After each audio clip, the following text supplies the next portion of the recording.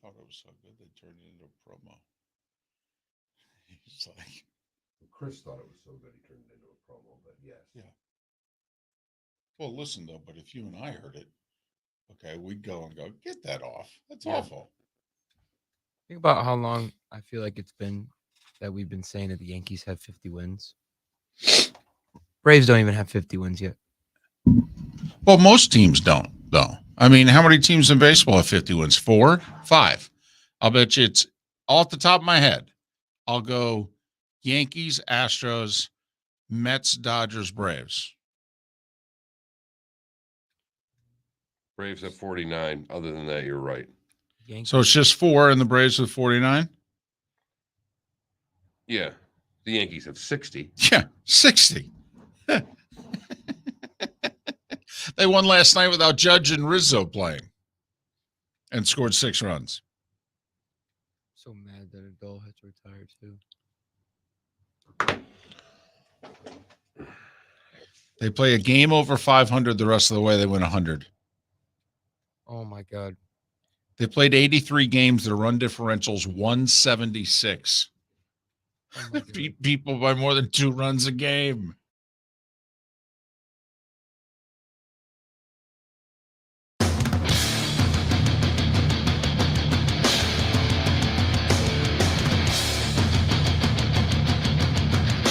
You are listening to Miller and Moulton, exclusively on the Florida Sports Network. And now, here's Mark Miller and David Moulton. Top of the morning to you. How the heck are you? Miller and Moulton on this Friday. Hope your week's gone well. Thanks for ending it with us here on the Florida Sports Network, floridasportsnetwork.com. How are you holding up? Hey, you're wearing your Michigan State stuff. You don't always wear that. It's in the rotation. I know you brought it back into the fold a couple years ago, but you know, you used to wear it regularly, at least one item a week, if not 2. This one gets about in every other week. It's one of my top 5 most comfortable T-shirts. That's really what it boils down to these days. Mark is a T-shirt guy for the show. I am a collared shirt guy for the show. Don't know why that is, but it's just happened. So we've stuck with it. For those of you that watch on the Miller and Moulton Twitch.tv channel, and for those that do, we thank you. Although we must admit, for those of you that put us on the big screen, man, to subject your family to that this early in the day, I mean, come on now. Have a heart. Have a heart.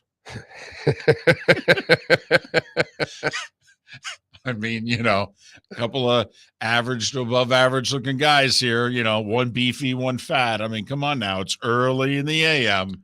Be nice to family. Fortunately, you're only getting us from the shoulders up, which is really key. That is a very, very good point. A lot of feedback on our Mike Westhoff interview yesterday. It's funny how people seem to like old football stories. No doubt. And I had to laugh because I had an appointment at 11. My son's in town. Right. Daughter didn't go to her normal summer camp yesterday because my son's in town. So the three of us were doing things, and I never sent Mike a thank you. Okay. And it's just one of the things David and I have made a habit of, right, is making sure we text every guest that comes on our show with just a quick thank you. Thank you. Yeah. And it's amazing how far that goes to get guests to return to come on this show. So Mike sent me a thank you. Was it short or was it? Never. But no, I mean, he just, just thanking us for having him on. That's the part that I get a kick out of, because as I told him, we'd have him on every damn day if he would wanted to come down to the studio, because that was a lot of fun with Coach Westhoff and hearing some of the stuff that that made him what he was. And he, he's got a quiet arrogance. Well, it's so funny you say that, because it's not quiet either. I mean, he's very open about it. And usually arrogance is not redeeming. Like, people are oftentimes turned off by a healthy dose of arrogance. And yet Mike, who's very confident, I mean, when we asked him the question about, hey, was there ever a team or another special teams coach that when you showed up at the stadium and you were going up against them, you went, oh, man, today's going to be a tough day. And he went, no. Damn. Right. Okay. And yet he's likable. Incredibly likable. And most people who have that healthy a dose of confidence / arrogance, their likability factor is not usually to their talent level.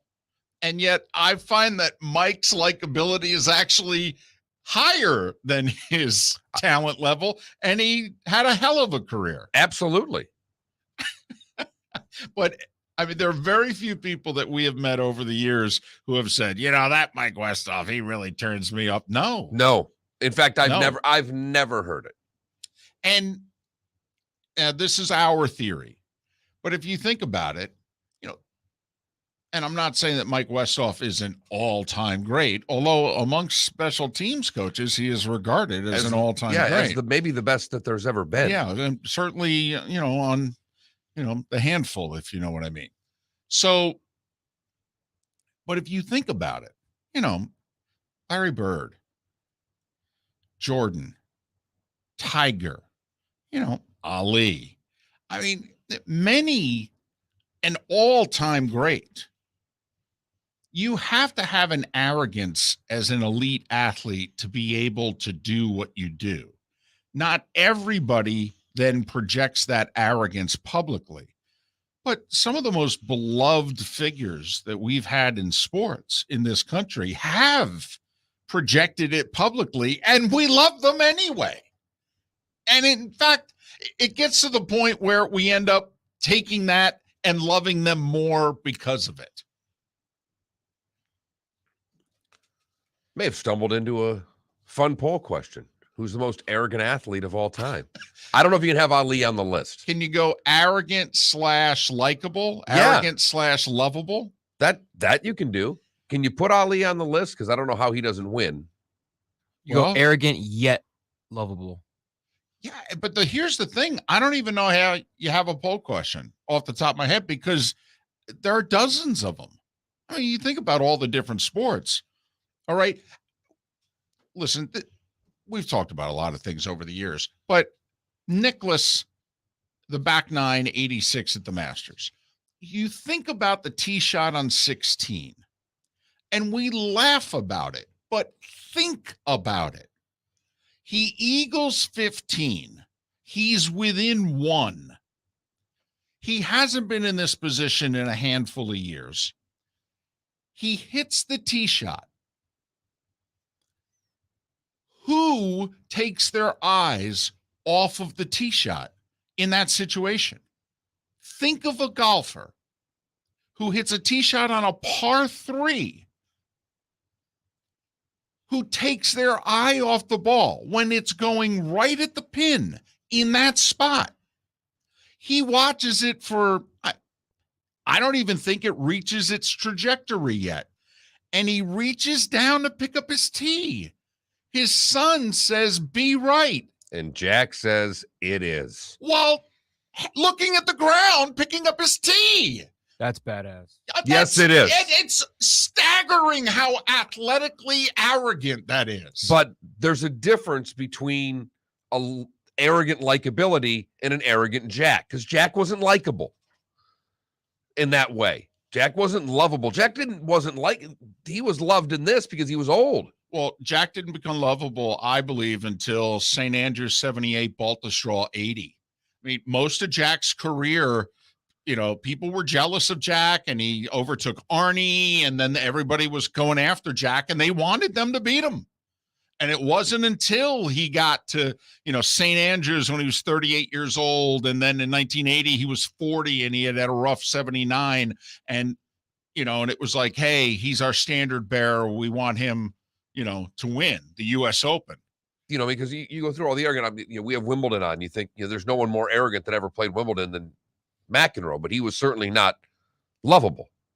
And then by the end of his career, they're rooting for him, and now he's done 30 years of BBC. I mean, if they could pick one broadcaster to do Wimbledon, it'd be John McEnroe, for goodness sakes. Yes. You cannot be serious. That's who they want. What you said, pits of hell. What do you call that? The referee? Oh, there's so many McEnroe tantrums. You're the armpit of the world. Armpit of the world. All right. That's what it was. My favorite one, he was in Sweden playing a match against Wilander.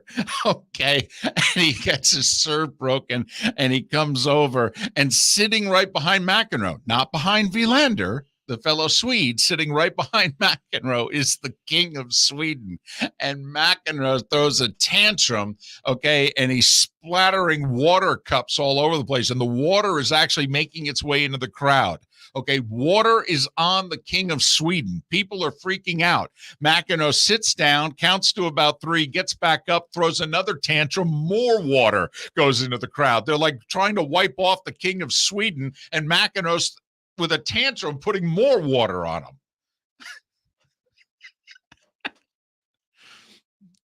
But, you know, there was a story that was out 4-6 weeks ago. The Athletic talked to 17 players and coaches who competed against Larry Bird and did a story on his trash talking. Which is legendary. Right.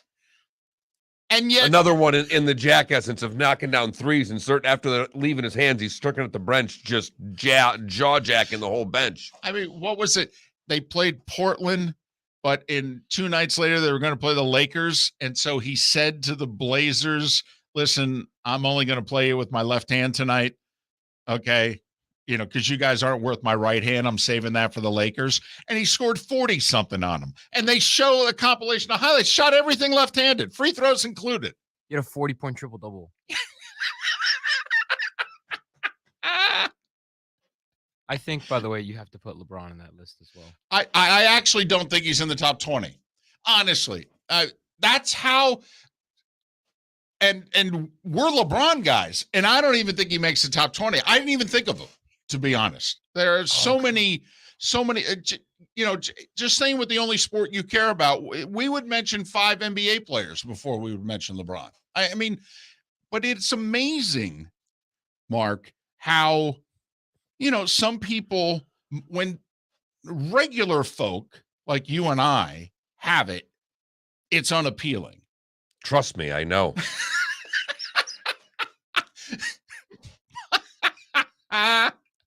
But when all-time greats have it, and they usually have it to a higher degree because they're an all-time great than a regular person would, we oftentimes find it not just endearing, but really endearing. Some of us, some don't, because there's a point, even with Tiger.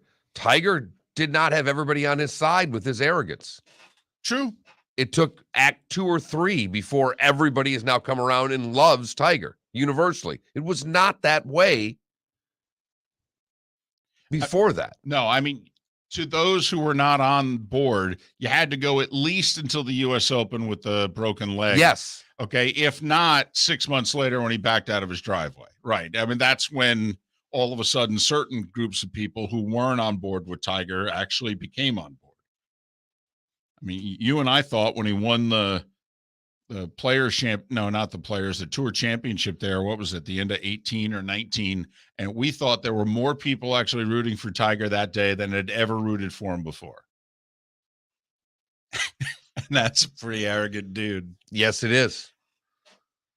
But he, you know, again, I think there's an arrogance and a likability, and it's tough to have both. We may like the arrogance because of the greatness and revere their athletic prowess, but sometimes there are those, the Alis of the world, the Magic Johnson of the world, just that smile with the arrogance that we love. We hope that you at least like us to stick around a little longer. We're Miller and Moulton. This, of course, is the Florida Sports Network. Golfers, are you bored of the same old driving range warm-up routine that's not getting you the results that you want on the course? Power up your golf swing by adding resistance bands to your range sessions with the Orange Whip Golf's Power Strap Kit, featuring band attachments to your feet and hips, Power Strap resistance training will boost club head speed, increase power, improve flexibility, all with just a few swings. Buy a Power Strap kit today. Go to orangewhipgolf.com and use code Miller10 to receive an additional 10% off the already great price of $119. Bring your big mouth to John Smith Subs and indulge in their overstuffed subs with the freshest quality ingredients. Enjoy our famous steak bomb with perfectly grilled marinated sirloin steak topped with provolone cheese, grilled onions, peppers, mushrooms, crispy bacon, juicy tomatoes, and creamy mayo. Boom! Made-to-order crispy fries can be paired with the Gator, the Cuban, the Chicken Bomb, or the Italian. Love local. Eat delicious with John Smith Subs. Find a John Smith Subs location near you today. David Moulton for Napa, Napa Auto Parts, and Napa Filters. Insist on Napa Filters for your vehicles, or if you're a do-it-yourselfer, only buy Napa Filters. Napa has a filter for almost anything on earth that moves, whether it's motorcycles, foreign and domestic cars, vans, SUVs, earth-moving equipment. You get the idea. Napa Auto Parts, Napa Filters. Insist on them for your vehicles, or if you're do-it-yourselfer, only buy Napa Filters. Mark Miller for SWFL Golf Carts, or online, flgolfcarts.com. If you're looking for a golf cart, an e-bike, or an e-motorcycle, go visit Alex and the gang at SWFL Golf Carts. flgolfcarts.com online. Check out their whole inventory. If you're looking for a custom cart, they can take care of you. 2-seater, 4-seater, 6-seater, they've got you covered. E-bikes, nobody better for value and service. E-motorcycles, check them out. Again, flgolfcarts.com. flgolfcarts.com. You were listening to Miller and Moulton on the Florida Sports Network.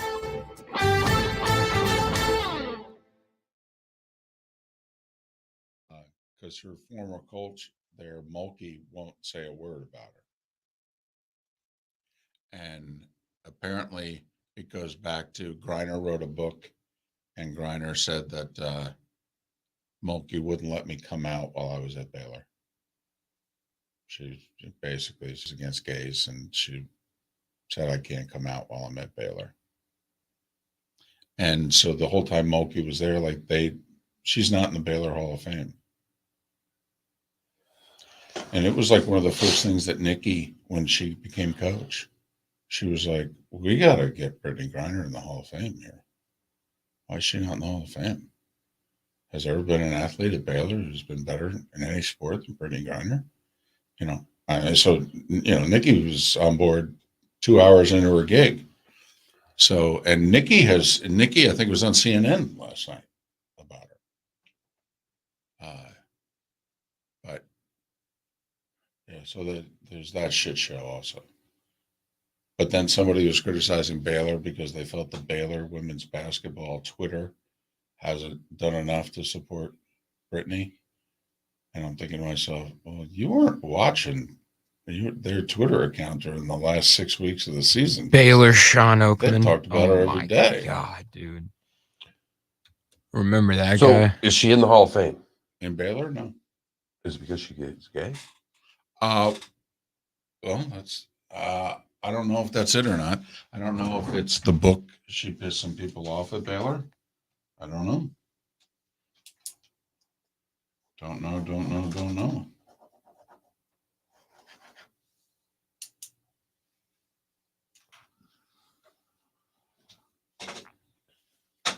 My short list, if we did who's the most arrogant, likable athlete of all time, Yeah. is Magic, Ali, Dion. It'd be interesting to see how many people, because you and I love Dion. Love Dion. Right. John hates him. Right. I don't know too many that think like John. Right. Like, I think he's amazing. But I do think he qualifies in that arrogant, likable. Oh, yes.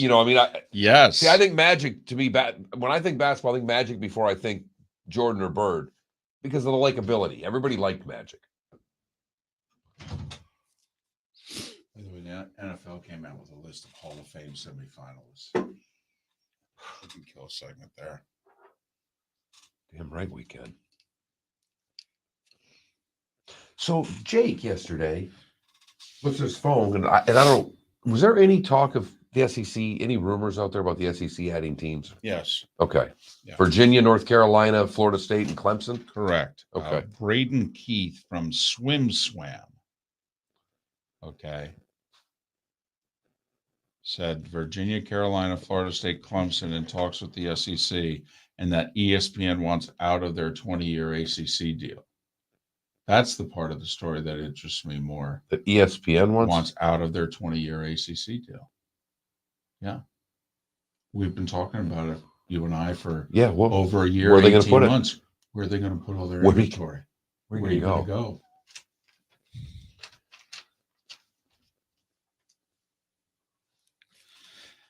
See, KW, here's my thing about any person. I think we've gotten into the habit nowadays of if somebody does one thing, we go, I'm done with that person. I mean, can't people make mistakes? Can't you like somebody but go, yeah, but they screwed up here? I mean, I don't think that's worth, bailing on Dion for. I do think it was a punk move. I agree with you. But, guy's giving you 30 plus years of entertainment in some way, shape, or form. I wouldn't bail on him for that, but that's me.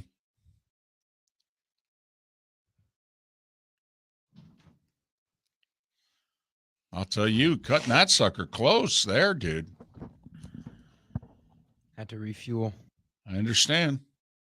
Also, LeBron was literally calling out their plays in Toronto. The Bird used to tell the opponent. LeBron's not likable.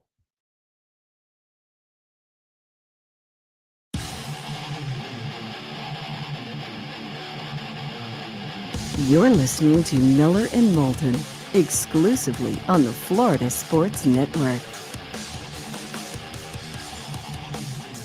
21 minutes past the hour. Miller and Moulton, the Florida Sports Network, floridasportsnetwork.com. Kind of stumbled into something there. We were just talking about our 1 hour sit down in studio with Mike Westhoff yesterday and how well it was received. And we're glad you enjoyed it. We did as well, immensely. And we wish Mike all the success with his book, which is widespread release on Tuesday. And he's having an event in a couple weeks. You're, I don't know what I'm doing. I was going to say you're emceeing it, but it's not yet official that that's what you're doing. All I know is I'm invited. And it turns out it's a weekend that both my wife and daughter are going to be out of town. Oh, wow. Yeah. Oh, you could, green light, baby. right. May need a hotel room. Hanging with the boys type of weekend. You may be driving across a bridge. All right. You might have to get a room for the night. I think I'll be safe. Okay. But I'm looking forward to it. Yeah, he's got something, it's a lot of moving parts. It's a fluid situation right now is the way I look at it. When you write a book and well, he's trying to get people to come over that he interviewed for the book. Gotcha. And until that list is out, I don't think he exactly knows what he wants to do. Because he had said, we're just doing this. I said, well, what if we do this? He's like, well, that's a great idea. Let me get back to you. So we just got to talking about, what makes Mike Westhoff likable to many of you. And, Mark made the observation. It's funny that Mike is so well received, yet he's a very confident guy. And I was like, oh, he vaults right over confident. You got to bring out the A word, arrogant. He's got a healthy dose of it. Yet people like him. Always have. We've had him on the show for damn near a decade. Yep. And some text yesterday from Jets fans who adore him. Well, I mean, was he the first star of Hard Knocks? Yes. There's part of me wants to go back and watch that season of Hard Knocks just to see more Westhoff The stuff. Rex Ryan, Mike Westhoff Hard Knocks? Yeah. I still think Rex's line is the best after he just, impassioned speech to his team, and he's all serious, and he ends the talk by saying, "And now let's go get a snack."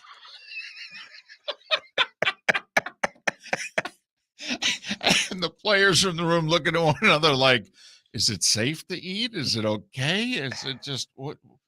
I love the choice of bleeping that they choose as well in Hard Knocks. Well, it depends on when they air it. Okay. Usually when you see it, initially they don't. Right. Okay. And then, but they, when they show it at different times, they, they pretend, they just, this could offend somebody.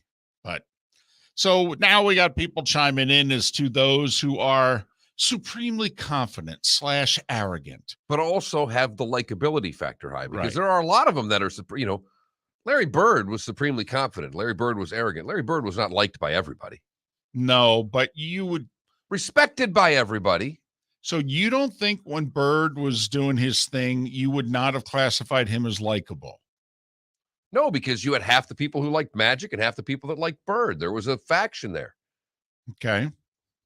But see, Mark, I think that LeBron was more likable than Larry Bird. I don't know how you brought LeBron into a conversation that we were discussing Magic Johnson and Larry Bird. Sorry. You keep wanting to go back to LeBron. If we had a poll question, and Felipe, and I'm being 100% serious here, of the most arrogant athletes who were hated, and I put LeBron and we found 3 other athletes that we could all agree upon that were disliked, I think LeBron would win. I am a LeBron fan. Out of my peer group and friend group, I might be the only one. He is universally hated by so many people. You can't buy that because you're 21 years old and you love him. But there is a whole group, particularly, I play a lot of golf. The old white guys don't like LeBron. I'm just telling you. At all. Damn arrogant, but also. But he's not likable. I'm telling you facts here, Felipe. You don't want to hear them. But I'm telling you, if we flipped this poll to most arrogant, hated athlete, and I put LeBron and we find 3 other players, LeBron would get 75% of the vote. Also, you missed because you were 9 when he did it. He was very popular, the most popular player in the league his first 7 years in the league. But when he went to the Heat, then he put on the black hat. Now, he didn't realize that he was going to go from likable to hated when he did it. By a phrase. I'm taking my talents to South Beach. That show, that special, and that line. Right. And there's no doubt he's incredibly arrogant, but he's not likable. It's why the damn movie he did, the remake of Space Jam, was such a flop. He's goofy though. I don't know. I think a lot of people he's a meme. He's a meme. That doesn't make him likable. And now, when he went back to Cleveland, that was a chance for LeBron to wear the white hat again. Some people allowed him to put the white hat back on when he led them to the 2016 title and what it meant for Cleveland, 52 years since they'd won a championship, blah, blah, blah. But then he goes to the Lakers, and most people are like, oh, great. Just what the Celtics and the Lakers need is another superstar to help them win another title. So, I don't know if there was a lot of hatred with him going to the Lakers or not. But then, when he spoke up and got involved in social / political issues, well, nowadays, when you do that, you end up on the losing end of the popularity. Absolutely. Poll. And so you just add it all up.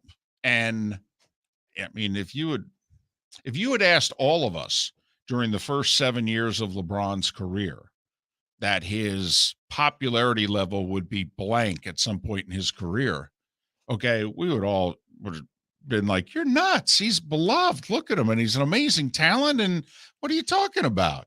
Hometown Ohio kid trying to win a championship for the Cleveland Cavaliers. And then, it changed on that, whatever night it was when he told Jim Gray he was taking his talents to South Beach. We lit fireworks that night. Well, sure. Once again, in Miami. But it's like when Durant joined Golden State. Golden State was likable. And then Durant joined them. And people around the country said, Well, now I don't like them anymore. And it was the same thing with the Heat. Okay. When LeBron went to the Heat wore the black hat. I mean, they did. Trust me, sports fans around the country were thrilled that a tall white German beat them in the 2011 finals. Then we didn't give a damn about Dirk Nowitzki and the Mavs, but most of the country were thrilled when they beat the Heat in the finals in 2011. When 5 years earlier, the Heat and the Mavs had played in the finals and most of the country rooted for the Heat. So, but Deion's been mentioned by many. Deion's a good one. And, I mean, Ali's an obvious. All right. That's why I'm saying I think, you could find 20. Oh, no, I know. And I don't know, I know you could find 20. It's paring it down to the right 4. Whew. It's a good weekend poll question. It's a great weekend poll question if we can figure out the right 4. Poll question's on you, I'm realizing that right as we're talking here. Did you say Brady? Yeah. No. No. Brady's not likable enough. The whole New England thing that really? Oh my goodness. Wow. So not just my wife. Well, that's a Steeler thing. I mean, the whole Deflategate thing could not have happened. She still would not like him, right? Because he's just beat her team too many times. That no offense, I don't count her either, right? Because that's just like a Red Sox fan not liking Jeter because the Yankees beat him all the time. But that's interesting. Wow, I don't think of Brady on the list. Wow, huh? What percentage of fans you think don't like Brady? 25. The starting 5 is next. Miller and Moulton, the Florida Sports Network. Bring your big mouth to John Smith Subs and indulge in their overstuffed subs with the freshest quality ingredients. Enjoy our famous steak bomb with perfectly grilled, marinated sirloin steak topped with provolone cheese, grilled onions, peppers, mushrooms, crispy bacon, juicy tomatoes, and creamy mayo. Boom! Made-to-order crispy fries can be paired with the Gator, the Cuban, the Chicken Bomb, or the Italian. Love local. Eat delicious with John Smith Subs. Find a John Smith Subs location near you today. Mark Miller for SWFL Golf Carts or online, flgolfcarts.com. If you're looking for a golf cart, an e-bike, or an e-motorcycle, go visit Alex and the gang at SWFL Golf Carts. flgolfcarts.com online. Check out their whole inventory. If you're looking for a custom cart, they can take care of you. 2-seater, 4-seater, 6-seater, they've got you covered. E-bikes, nobody better for value and service.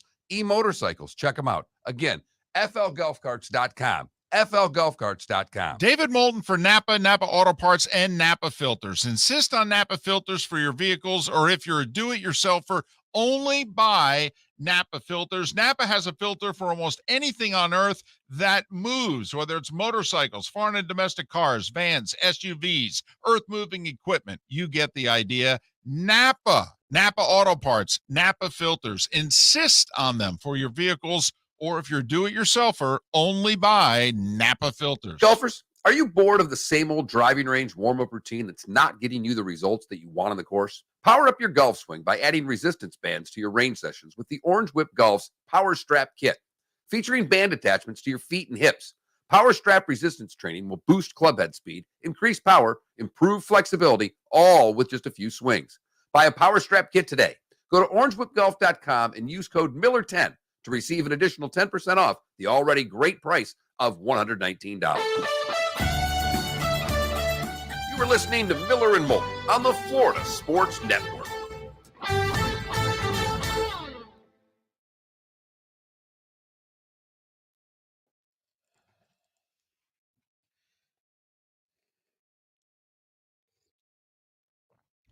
I would go Ali, Deion. I would put Magic, but I'm willing to change that. That's what I want to see tomorrow. Do we understand what the fuck I want to see And tomorrow? I don't know who the fourth one is. Let's go to eat a damn snack. Okay. Question though, is there a white? Let's go eat a goddamn snack. Make the list. Just think about it. I don't think so.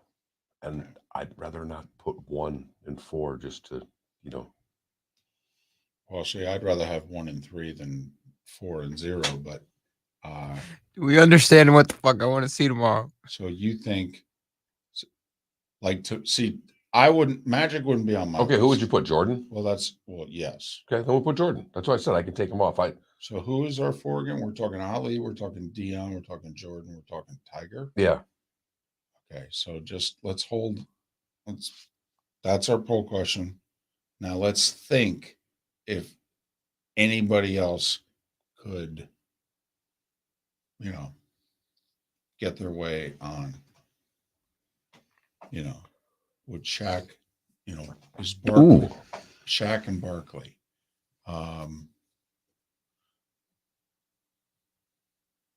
He's not a hockey player. No, All right. Would a tennis player, would McEnroe make it? I don't think so. I don't think so either.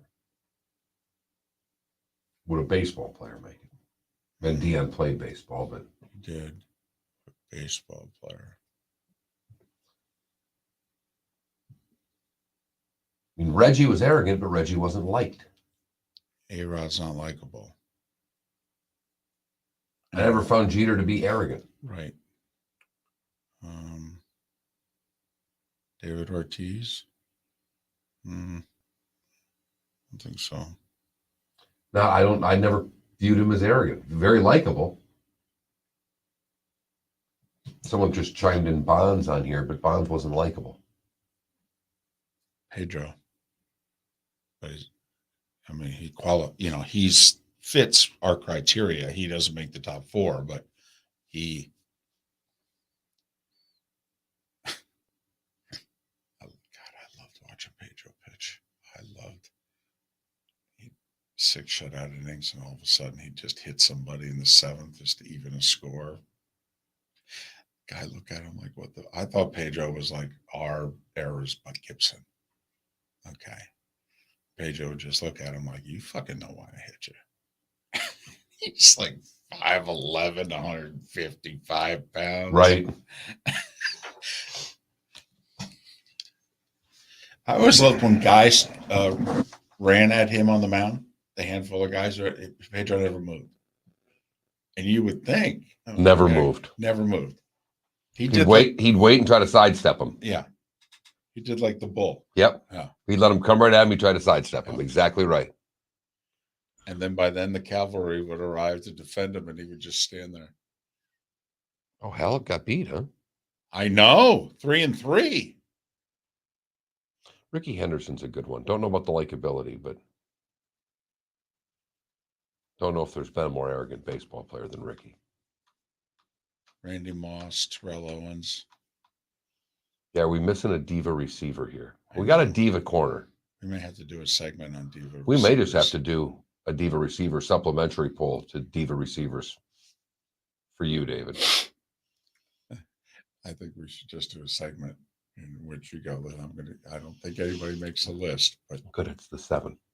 We'll Oh, introduce yeah, the poll totally. question. Do that at 7. We got the ACC, SEC thing, and sure, some point. we can do that at 8 Yeah. or 7:30. Yeah, why Probably not? 7:30.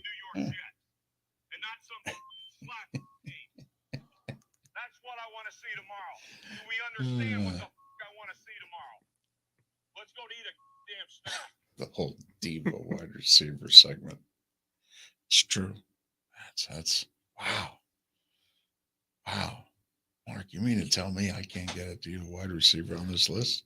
I think we could just do a diva wide receiver poll question. I love how everyone just gets up in silence after. I'm sorry, I couldn't hear you. What?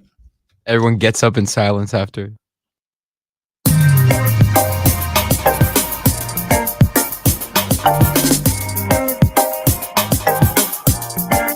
Welcome back to Miller and Moulton, only on the Florida Sports Network.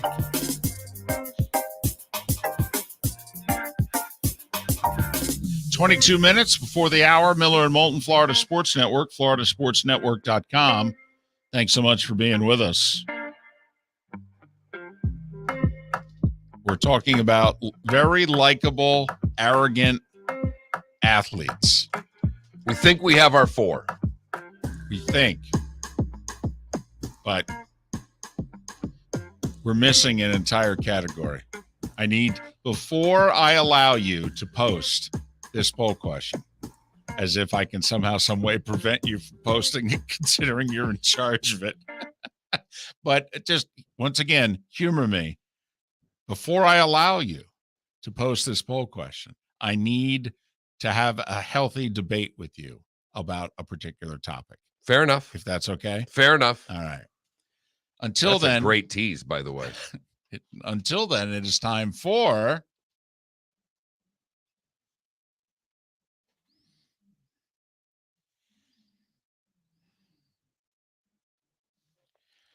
we will talk about this in further detail later on in the show.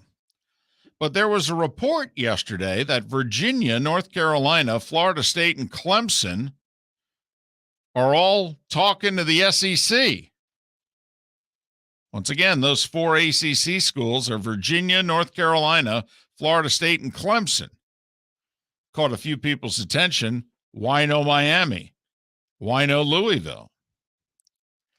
The other part of the report, which was by Braden Keith, is that ESPN wants out of their 20-year deal with the ACC. Now, this is a part of this whole conference realignment story that no one has talked about except Miller and Moulton for the last 18 months.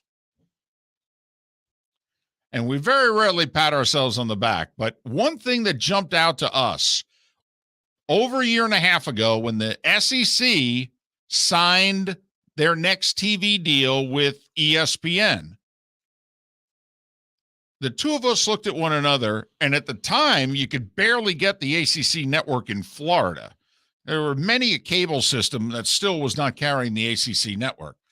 And you and I looked at one another and said, well, where the heck are they going to put these ACC games? Because you can't tell me, like ABC 330 has been showing a regional college football game for the last 20 years. Well, we all know in a couple of years, the SEC is going to get that time slot. They're going to try to give them what CBS has given them here for. That's worked. Yeah. I mean, they've watched it. There's a reason they paid the money that they did, because 3:30 on CBS has been working. Right. So if the ACC is not getting a regional game in their part of the country at 3:30 on ABC, so what? Are they going to counter program their 3:30 national SEC game with ACC games on ESPN and ESPN2? We didn't think so. So then we're like, well, basically, where the hell are the ACC games going to air and when? Do we think they're going to get priority at night over an SEC? I mean, we just said, listen, we don't understand TV negotiations, but if we were Greg Sankey, we literally would never allow any conference to get a better slot than us, period. And so we've been waiting for this. We thought it would be the ACC. Correct. We thought the ACC would wonder where their games are going to be. Their money is so much less than what the other conferences are getting that the ACC would want to renegotiate. But in fact, the story says ESPN wants out. Now, I don't know Braden Keith, and he writes for SwimSwam. So he got this from his swimming sources. And he is the only one to go with this story, at least in the last 24 hours. So take it as you will. Not splish, splash, swim, swam. I was taking a bath. Correct. Long about a Saturday night. There you go. Yeah. One other college football note: for the first time in a while, someone other than Oklahoma has been picked to win the Big 12. Baylor won the media poll. Oklahoma second, Oklahoma State third, Texas fourth. Big 12 Media Day is coming up, I believe, next week.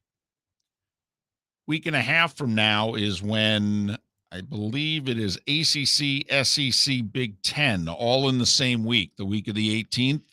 And then the week of the 25th, I believe the Pac-12 is by itself, which seems kind of fitting to me. I was going to say that is very appropriate given the current times, David. Be curious to see what schools are at Pac-12 Media Days in 2.5 Be plus curious to weeks see time. what media is at Pac-12 Media Days. And make it that good point. Wimbledon, Rafael Nadal withdraws from what would have been today's semifinal. He has a tear in his abdomen. And it's apparently a small one, but Rafa said, listen, I can't serve. Certainly not at the level that I need to serve at. And there's a high risk of me, if I try to play through this, particularly 2 more matches, he goes, there's a high risk that I am going to have a injury that is going to take me months to recover from. Nadal thinks he can recover from this in 1 month, which would make him eligible to play in the U.S. Open. But it means that Nick Kyrgios gets a walkover into the Wimbledon final. Mark, there has not been a walkover on the men's side of a Grand Slam in 30 years until Nadal just now. Kyrgios will await the winner of today's Djokovic-Cameron Norrie match. Norrie is the 9th seed. He's a Brit. So we all know the center court crowd, Djokovic might as well be playing a Davis Cup match today. The women's final is set. The 3rd seed Jabeur is taking on the 17th seed Rybakina. Rybakina surprised many by beating Simona Halep 6-3, 6-3. Halep was the only one of the 4 semifinalists who had won a Grand Slam. In fact, she'd won 12 straight matches at Wimbledon. Rybakina's an interesting story. Born in Russia. Remember, Russians and Belarus athletes, players, male and female, were banned from playing Wimbledon. Born in Russia, but has represented Kazakhstan for many years internationally. But the British press went after her yesterday after she won her semifinal. And I thought she held up pretty well, but an interesting subplot. How ironic would it be, Mark? Russians and those from Belarus banned from Wimbledon because of Putin's war, and a Russian-born woman could win the championship. That is absolutely wild, and you're right. The press was not kind. No. I mean, they ignored her for a week and a half. They showed up for the semis and went, hey, who the hell is this woman? What? She's born in Russia? What the? I've got something to say about that. Right. We don't have Boris Johnson to pick on anymore. Let's go after this Rybakina. What's her name again? The NHL draft was yesterday. Before it, a couple of longtime vets who used to be teammates signed interesting deals. Boy, the Penguins went 6 years with Chris Letang. He's old. I know, but I mean, that's a long contract for a know. defenseman of his age. I was stunned by the length of that contract. Also says Malkin's no longer a Penguin. Right. Letang got 6.1 per year. So 6 for 36 and 6 is what Letang got. But I'm with you. Like, I thought they might go 3 years.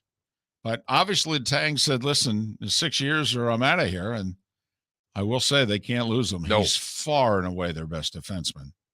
Also, Marc-Andre Fleury signed an interesting deal. He's at the end of his career. He signed a 2-year deal to remain with the Minnesota Wild for only $7 million total. But it has a full no trade. I mean, he basically said, listen, it'd probably be the last 2 years of my career. This way I can move my family. We know we're not going to leave and what have you. And so a couple of interesting signings yesterday. There were a handful of first-round draft picks that were traded. Montreal, a bit of a surprise, took a Slovakian winger. In fact, the first 2 players in this draft were from Slovakia. And Mark, for the first time that I can recall, there were more players taken not from North America in the first round than were from Canada and the U.S. I think the ratio was either 17-15 or 18-14. And there were yet a lot of Americans taken out of that group. It was a good draft for American-born players as well. The U.S. under-18 team was really represented in the first round. But Shane Wright was supposed to be the number 1 pick, and he ended up going to the Kraken at 4. Panthers didn't have a first-round pick. Tampa Bay did. The 31st overall pick is an 18-year-old American, Isaac Howard, a left winger. He is now with the Tampa Bay Lightning. Baseball. Boy, the Mets just have the Marlins number because the Marlins went to New York playing pretty well. Winners of 6 of 7. Yeah, they got beat 10-0. 10-0. And the Braves finally lost the game. St. Louis salvaged 1 out of 4. beat them 3-2 and 11. So the Mets lead over the Braves is 3.5, 4 in the loss column. Give it up to the Phils. They're managing to play pretty well without Harper. It helps when you're playing the Nats, but still 5-3 Philadelphia over Washington. Interesting series that begins tonight. Cardinals-Phillies. The two teams are tied for the final playoff spot in the National League. We're talking about the. We're talking about the. What do you talking mean? about the Fightins. Anyway, Do me a favor. mute the microphone. Yeah. Gotcha. Yankees 6-5 over the Red Sox. And the Yankees won with no Aaron Judge and no Rizzo. And they still scored 6 runs and won.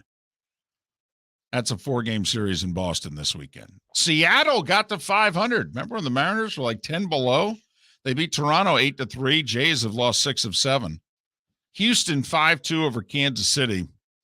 We better all not sleep on the Astros. They had the cheating scandal and the whole deal, but you know what? Made the World Series last year. They may make it again this year. We watched how they played against the New York teams a couple of weeks ago where they held their own and then some. Yes, I think they went 7-3 against the Yankees and Mets in a 2-week span. Yeah. Pirates and Reds split a double dip, 4-2 Pittsburgh, 5-1 Cincinnati. Detroit's won 5 in a row. And yet they're still 12 below 500. Yeah, well, 2-1 over the White Sox. Dodgers and Padres both winners. LA 5-3 over the Cubs. Padres 2-1 and 10 over the Giants. There was a scary collision in that San Diego game. Jurickson Profar collided with a teammate. He was on the ground for a long time. He gets up. He's trying to walk in, and he collapses. They end up bringing a stretcher out and, putting him in an ambulance and taking him to a local hospital. They fear it's just a concussion. He was able to move all his extremities and what have you, but it was scary scene to say the least. Boy, how about the Orioles? 4-1 over the Angels as they are damn near 500. And Colorado 4-3 over Arizona. The Orioles are going to have a lot to do. If someone from that division doesn't make the playoffs, it's going to be because of Baltimore, if you know what I mean. And they still have 2 or 3 prize prospects that they've yet to call up. So Baltimore 2024 probably is going to be a handful. Golf, Cameron Tringali shot a career best 9 under 61. He has a 3-shot lead at the Scottish Open. You hear us talk all the time about what tee time you get across the pond. Yeah, if you had an afternoon tee time yesterday at the Scottish Open, you shot 3 shots higher than if you had a morning tee time. Yeah. Gary Woodland is second. Barbasol Championship in the States, Canadian Adam Svensson shot a 10 under 62. He has a 2-shot lead. 2 eagles on his way to a 62. NBA, Memphis signed John Concher to a 3-year, $19 million deal. I mention it because he was undrafted from IPFW and worked his way now to get a second contract and a multi-year, fully guaranteed, life-changing deal. Just one of those good stories. Not a good story, Devontae Graham of the Pelicans. He's from Raleigh. He went back to Raleigh and got arrested for DWI in Raleigh last night. U.S. women's national team qualified for the 2023 World Cup. I don't think any of us thought they wouldn't, but they did so with a 5-0 win in Mexico yesterday over Jamaica. The U.S. women's team has won the last 2 World Cups. And, by the way, Brittany Griner pled guilty to the drug charges. Many believe that is procedural so that she could then be part of a prisoner swap. The irony is in Russia, just because you plead guilty, that doesn't end the trial. In fact, the trial could still go on for literally months. Seems to belabor the point. Haven't they ever watched a Law and Order over there? Got to get this done in 42 minutes with commercials, David. Right. I mean, come on. And that was the Starting 5 every weekday morning at this time on Miller and Moulton. Miller and Moulton on this Friday. We think we have a poll question. I will challenge Mark as to whether or not there needs to be a change to it next. Miller and Moulton. Thanks for waking up with us here on the Florida Sports Network. Mark Miller for SWFL Golf Carts or online, flgolfcarts.com. golfcarts.com. If you're looking for a golf cart, an e-bike, or an e-motorcycle, go visit Alex and the gang at SWFL Golf Carts. FLGolfcarts.com online. Check out their whole inventory. If you're looking for a custom cart, they can take care of you. 2-seater, 4-seater, 6-seater, they've got you covered. E-bikes, nobody better for value and service. E-motorcycles, check them out. Again, FLGolfcarts.com. FLGolfcarts.com. Bring your big mouth to John Smith Subs and indulge in their overstuffed subs with the freshest quality ingredients. Enjoy our famous steak bomb with perfectly grilled marinated sirloin steak topped with provolone cheese, grilled onions, peppers, mushrooms, crispy bacon, juicy tomatoes, and creamy mayo. Boom! Made-to-order crispy fries can be paired with the Gator, the Cuban, the chicken bomb, or the Italian. Love local. Eat delicious with John Smith Subs. Find a John Smith Subs location near you today. Golfers, are you bored of the same old driving range warm-up routine that's not getting you the results that you want on the course? Power up your golf swing by adding resistance bands to your range sessions with the Orange Whip Golf's Power Strap Kit. Featuring band attachments to your feet and hips, Power Strap resistance training will boost clubhead speed, increase power, improve flexibility, all with just a few swings. Buy a Power Strap Kit today. Go to orangewhipgolf.com and use code Miller10 to receive an additional 10% off the already great price of $119. David Moulton for Napa Auto Parts, and Napa Filters. Insist on Napa Filters for your vehicles, or if you're a do-it-yourselfer, only buy Napa Filters. Napa has a filter for almost anything on earth that moves, whether it's motorcycles, foreign and domestic cars, vans, SUVs, earth-moving equipment. You get the idea. Napa Auto Parts, Napa Filters. Insist on them for your vehicles, or if you're do-it-yourselfer, only buy Napa Filters. Mark Miller for SWFL Golf Carts, or online, FLGolfcarts.com. If you're looking for a golf cart, an e-bike, or an e-motorcycle, go visit Alex and the gang at SWFL Golf Carts. FLGolfcarts.com online. Check out their whole inventory. If you're looking for a custom cart, they can take care of you. 2-seater, 4-seater, 6-seater, they've got you covered. E-bikes, nobody better for value and service. E-motorcycles, check them out. Again, FLGolfcarts.com. FLGolfcarts.com. Golfers, are you bored of the same old driving range warm-up routine that's not getting you the results that you want on the course? Power up your golf swing by adding resistance bands to your range sessions with the Orange Whip Golf's Power Strap Kit. Featuring band attachments to your feet and hips, Power Strap resistance training will boost clubhead speed, increase power, improve flexibility, all with just a few swings. Buy a Power Strap Kit today. Go to orangewhipgolf.com and use code Miller10 to receive an additional 10% off the already great price of $119. You were listening to Miller and Moulton on the Florida Sports Network.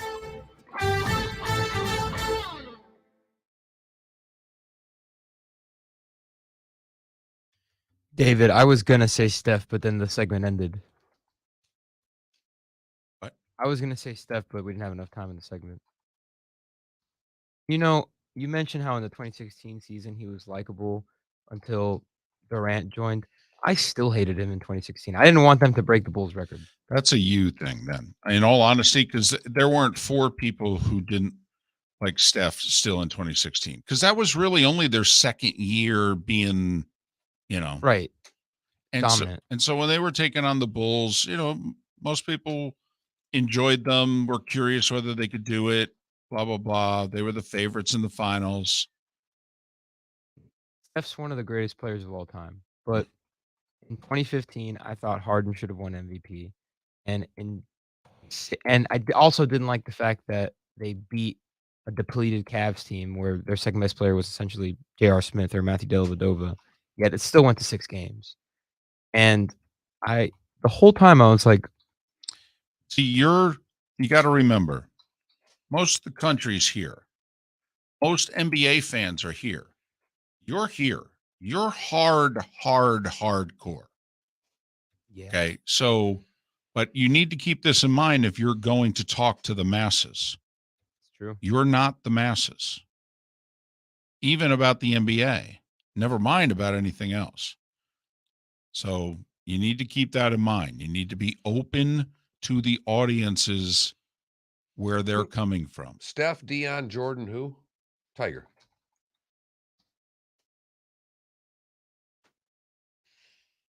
Like, for example,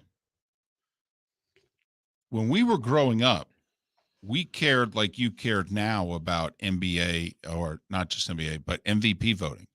Who won the MVP was a big deal, mostly in baseball, but even in the other sports. Now, because we think because of the money that all these athletes are making, we don't give a crap about individual awards anymore. We just don't, because they're all making so much damn money, it doesn't matter. Whereas 30, 40 years ago, when they were not making huge money, Right. to then be told you're an MVP was considered, wow, that's lofty. That's a great accomplishment. Congratulations. I still think it's like a little controversial though. Only, but not to the masses. That's only in the really, really small NBA radio audience. NBA Twitter, basically. Right. You really thought that more people wanted the Warriors to break the Bulls record? I don't know about that, but that they didn't hate on them chasing it. They watched and they enjoyed it and they were curious. Well, yeah, I mean, they won their first 24 games of the season. But I'm just saying that, Yeah. At that people point, it did was not like, oh, hate wow. on, they did not hate on the Warriors until Durant joined the party. But I think the second they blew a 3-1 lead, everyone was like, are they frauds? I don't.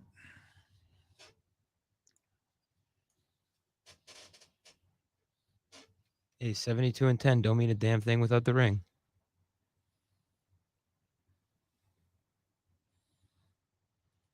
No, it don't.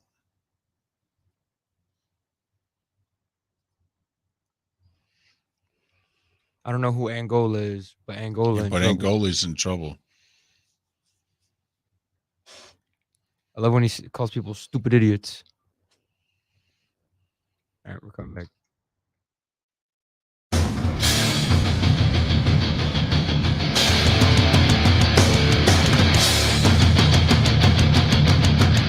You are listening to Miller and Moulton, exclusively on the Florida Sports Network. And now here's Mark Miller and David Moulton.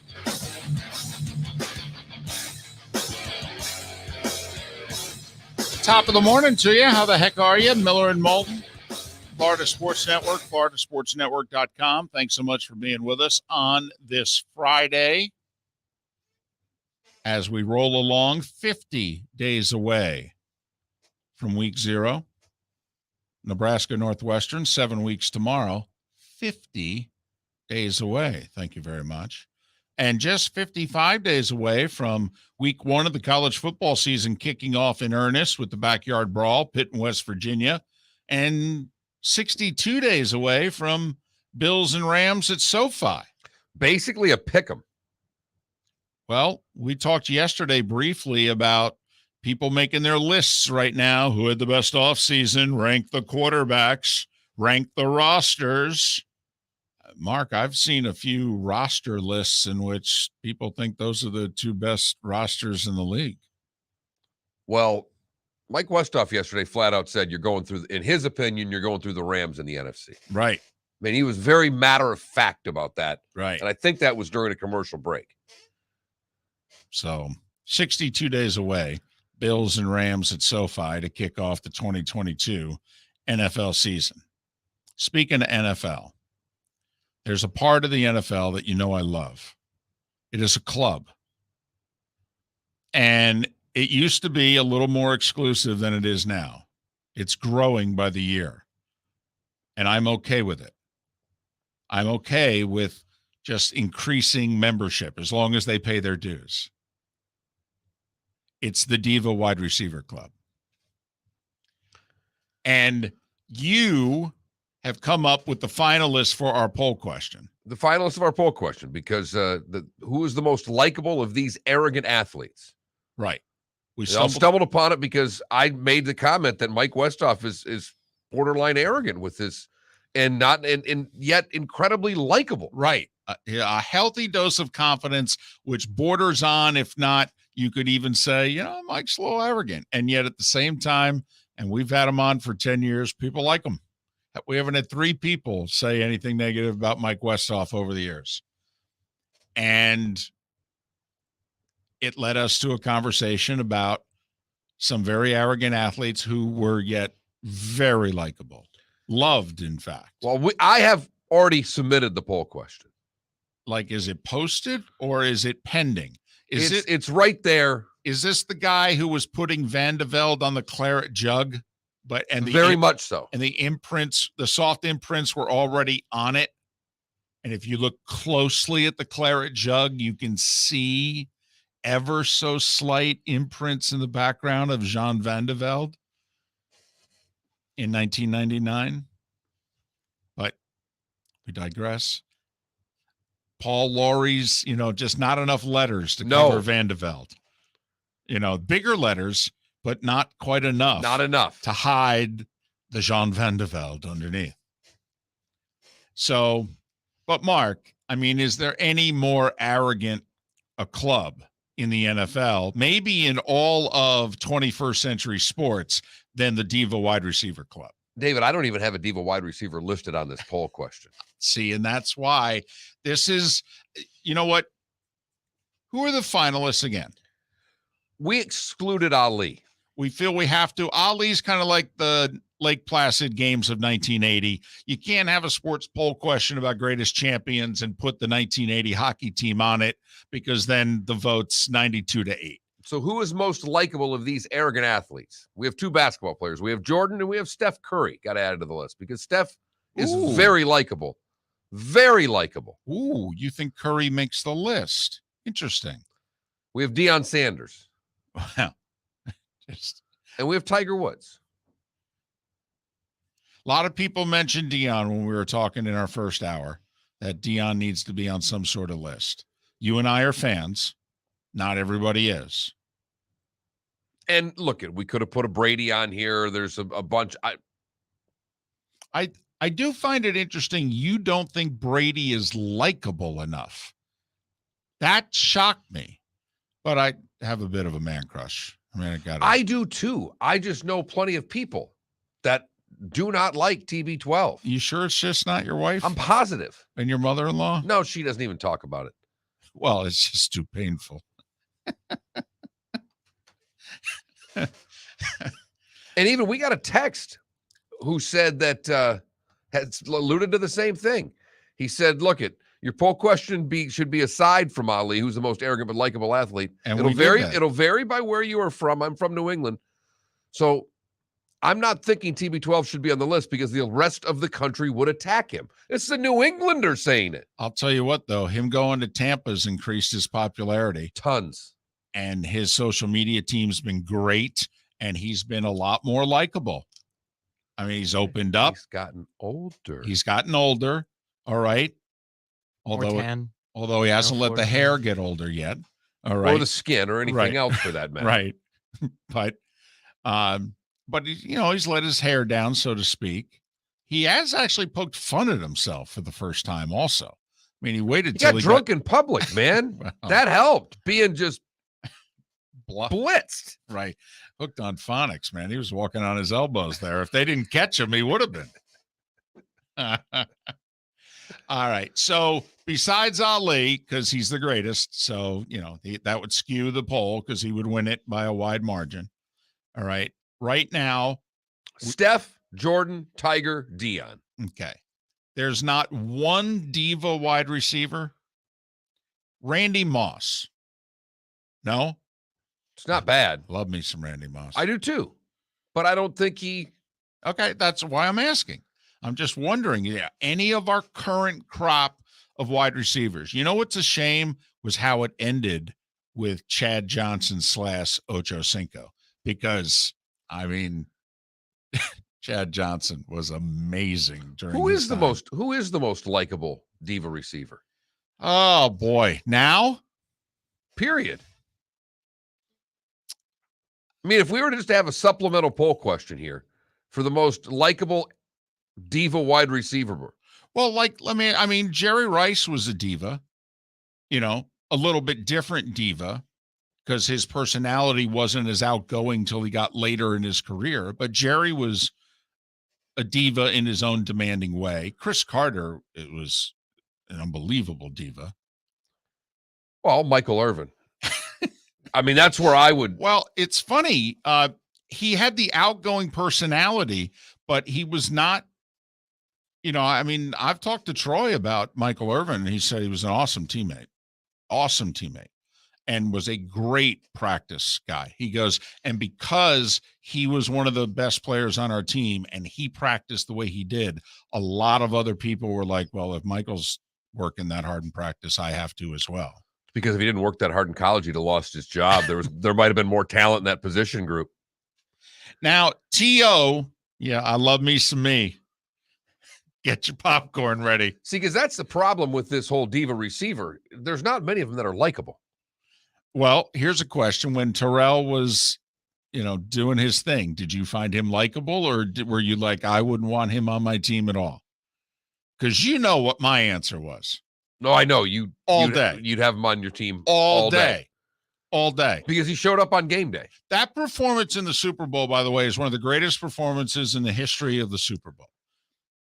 I mean, you talk to people on the Eagles as to what he looked like days before that game, and he was the best player on the field that day. You check out how many Hall of Famers were on the Patriots defense that day, and they had nothing for him. Nothing for him. If Donovan McNabb played half as well as Terrell Owens, the Eagles win that game. On one leg, he was doing that. It was amazing. But then again, the next year he was doing sit-ups in his driveway. Right. But again, right. I don't know if he ever made the likable factor. Right. That's why I'm asking. He was definitely a diva. Right. And then a couple years later, though, he's in Dallas. He's dancing. Get your popcorn ready. He's doing the thing with the cheerleaders. Grabs the pom-poms, does the little dance with them. It wasn't likable. See, you didn't find that likable. I found it entertaining. Okay. I found it greatly entertaining. Remember, but not likable. Correct. Gotcha. So, and you obviously know where I was on the You scale. loved it. I was dancing with him. You were dancing right there. Yes, in my chair just now. For those watching on Twitch, 15 years later. For those not watching on Twitch, well, David was doing a little dancing. Give me some current ones, though. I think I'd go Diggs. But I don't know anything about his personality. Right. Not outgoing enough because the Bills haven't quite gotten over the hump. That is interesting. Well, here, I mean, don't know if we knew it. I mean, Tyreek Hill certainly has come off as a yes, diva. he is. So is the former Packer who was traded to the Raiders. Devontae Adams. I would say Michael Thomas got a little bit of diva. I mean, there's diva / dog in Michael Thomas. I mean, just show up this year, will you? You got paid. You didn't even show up. Come on, dude. I mean, at least show up. Adams is too much of a diva. Well, I mean, we all know the elephant in the room, the diva of all divas, Odell Beckham, but he's not. Yeah, that's true. He's not as likable, I don't think. But I don't even bring him up because he's not likable. But yet, very early on in his career, he was. And then there came a moment in which all of a sudden it went from white hat to black hat, and now he's struggling to put the white hat back on. I mean, I thought he was putting the white hat back on with how he was performing with the Rams after getting thrown on the street by Cleveland. I mean, no offense, it certainly looked as if Odell was right. Looked as if he was right. It doesn't make him likable. Well, true. Makes him right, but it doesn't make him likable necessarily. And there's a all right. It's hard. This, believe it or not, it's a really exclusive list. It's hard to be, and that's kind of our point here. Right, like guys who didn't make the list. Bird didn't make the list. Brady doesn't make the list. Magic doesn't make the list. And, for Magic not to make a likable list. Barkley and Shaq were two guys that were mentioned that we could have put on. It's interesting. Quite a few NBA players. All right. We know their personalities a lot more. Boy, do we ever. Do we ever? Why do you think that is? No helmets to start with. Okay. You think it has to do also with just the way the league's been covered and all that? The league's been covered from a star standpoint, and we've only got 5 guys on the court. You only need 2. You need 3, but you know what I mean. You need 2 stars and another player, and you can win a championship. And we treat their championships more individually than we do other sports. It's an I sport, not a we sport. So none of my diva wide receivers are going to make the list. I can have a supplemental poll question for you. No, that's fine. That's fine. Even Felipe said, who's really a likable diva amongst the group nowadays. Fair enough. So our question is, excluding Ali, Who's the most likable of these arrogant athletes? Steph Curry, Deion Sanders, Michael Jordan, or Tiger Woods? Go to that Mark Miller or the David Moulton on Twitter to vote. Bring your big mouth to John Smith Subs and indulge in their overstuffed subs with the freshest quality ingredients. Enjoy our famous steak bomb with perfectly grilled marinated sirloin steak topped with provolone cheese, grilled onions, peppers, mushrooms, crispy bacon, juicy tomatoes, and creamy mayo. Boom! Made-to-order crispy fries can be paired with the Gator, the Cuban, the Chicken Bomb, or the Italian. Love local. Eat delicious with John Smith Subs. Find a John Smith Subs location near you today. Mark Miller for SWFL Golf Carts or online, flgolfcarts.com. If you're looking for a golf cart, an e-bike, or an e-motorcycle, go visit Alex and the gang at SWFL Golf Carts. flgolfcarts.com online. Check out their whole inventory. If you're looking for a custom cart, they can take care of you. 2-seater, 4-seater, 6-seater, they've got you covered. E-bikes, nobody better for value and service. E-motorcycles, check them out. Again, flgolfcarts.com. flgolfcarts.com. David Moulton for Napa, Napa Auto Parts, and Napa Filters. Insist on Napa Filters for your vehicles, or if you're a do-it-yourselfer, only buy Napa Filters. Napa has a filter for almost anything on earth that moves, whether it's motorcycles, foreign and domestic cars, vans, SUVs, earth-moving equipment. You get the idea. Napa Auto Parts, Napa Filters. Insist on them for your vehicles, or if you're do-it-yourselfer, only buy Napa Filters. Golfers, are you bored of the same old driving range warm-up routine that's not getting you the results that you want on the course? Power up your golf swing by adding resistance bands to your range sessions with the Orange Whip Golf's Power Strap Kit. Featuring band attachments to your feet and hips, Power Strap resistance training will boost clubhead speed, increase power, improve flexibility, all with just a few swings. Buy a Power Strap Kit today. Go to orangewhipgolf.com and use code Miller10 to receive an additional 10% off the already great price of $119. You were listening to Miller and Moulton on the Florida Sports Network.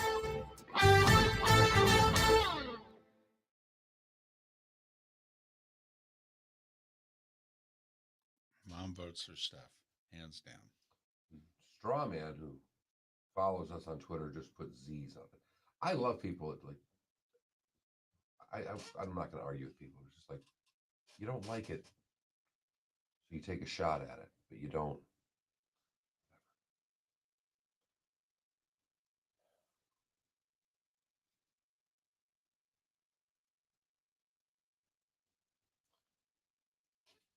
The Oilers are going back to their old unis, the royal blue.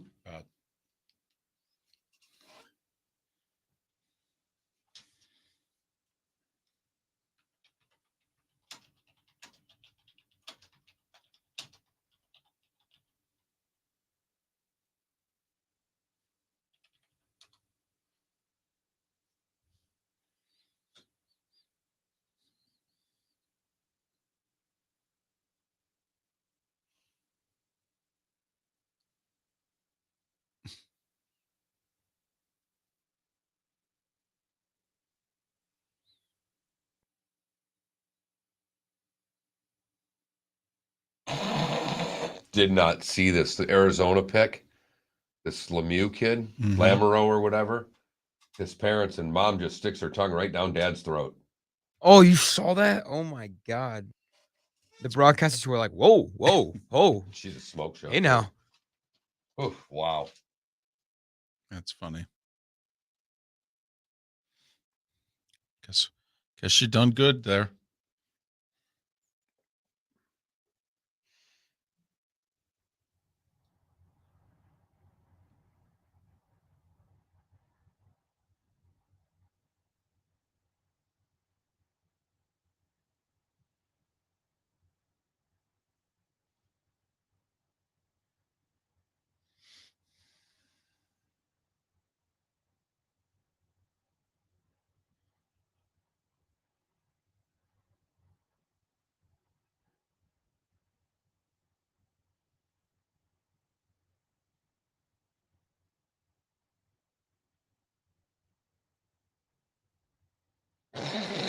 Have you seen this? Have you seen the gifts thing? This is good. No. I mean, this. There's a kid that gets. There's mom and dad. Come on, give me some, honey. Now watch. No, watch. Kids watching it. Oh, poor kid. Boy, that's gonna be a tough training camp for that young man.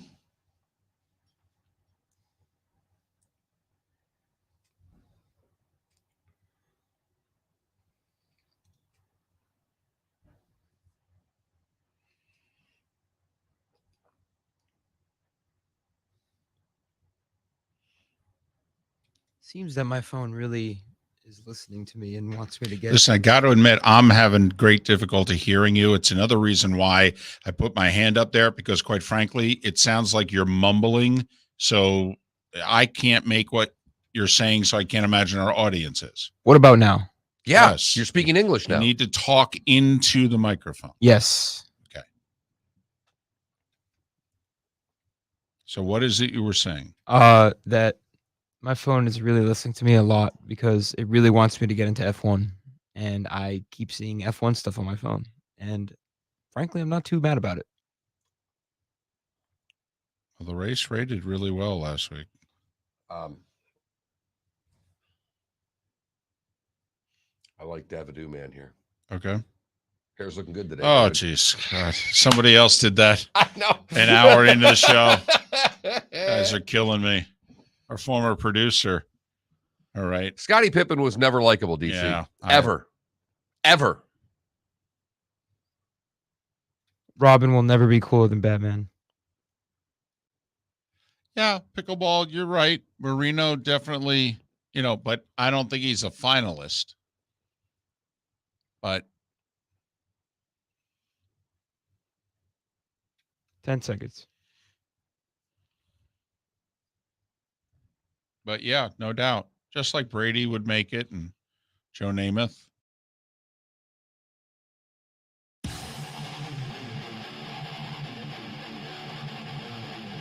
You're listening to Miller and Moulton, exclusively on the Florida Sports Network.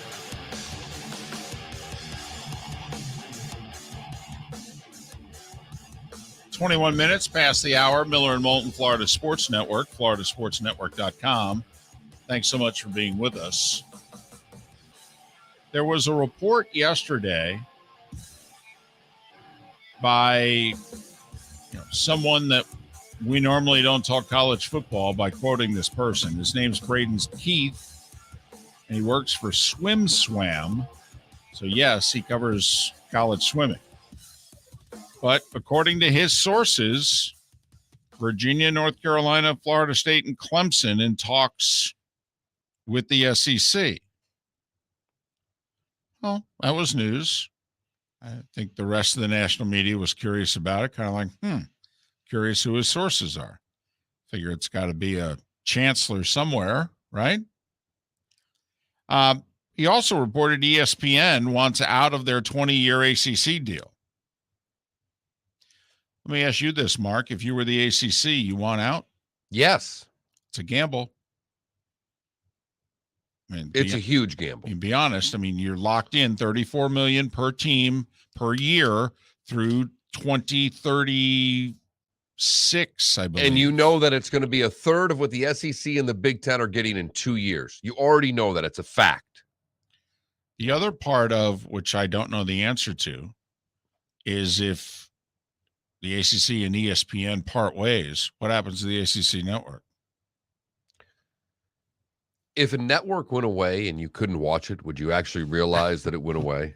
Well, I will say, though, if I'm the ACC, I do want the network. I want to keep the network around. I agree. Right. I jest because it took only 2 years, 3 years for Comcast, the largest cable provider in the country, to even add it onto its package. But it's a risk.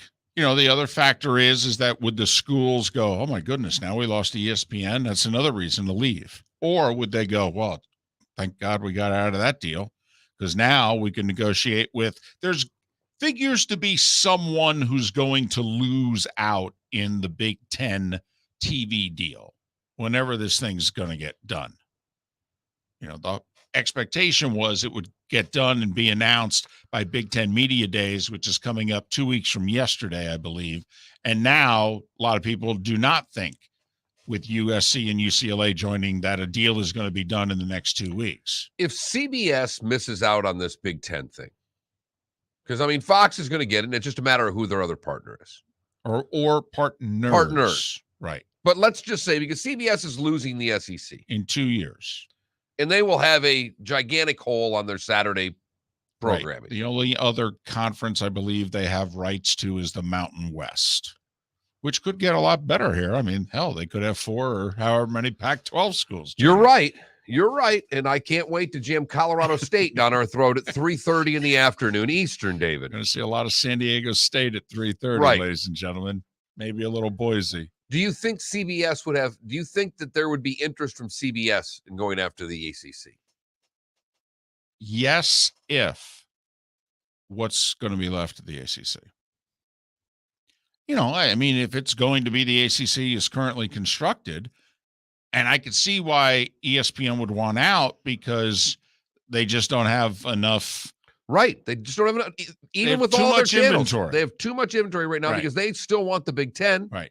And also, let's be honest, Roy Williams and Mike Krzyzewski are both retired in the last 12 months. I mean, is Duke, North Carolina basketball still going to be nationally Duke, North Carolina basketball? Because I could argue, Mark, that the most valuable entity about the ACC are the 2 Duke, North Carolina basketball games. They're the 2 highest rated basketball games ESPN broadcasts all year. All year. Now, I know some football games get a bigger audience than that, but I'm just wondering, when you think the ACC, what is it you first think of? Duke, North Carolina. You know, if it's not Clemson football. If it's not Clemson football, it's Duke, North Carolina. And is that still going to have the lofty status that it's had? I mean, come on, we haven't had to wonder about the popularity of Duke basketball for damn near 35 years because of Coach K. So now, I mean, are we going to give a damn about Duke basketball now with John Shire as the head coach? I don't know. I mean, do we really think that we're going to give a damn about Syracuse basketball the minute Jim Boeheim retires? I mean, it's really the only reason we pay attention to that school. So, but I would think because as a network, you don't want to go dark. So, you know, if NBC gets left out because they're really not in, you know, they just have Notre Dame. I would think if I'm NBC, I'm like, well, yeah, okay, I'm interested. And I got this Peacock thing and I can stream games on it. I'm trying to do that. And you're trying to establish USA. You are Yes. right now trying to make USA your sports network. You're trying to do what TNT and TBS have successfully done at putting that part of our sports branding, if you will.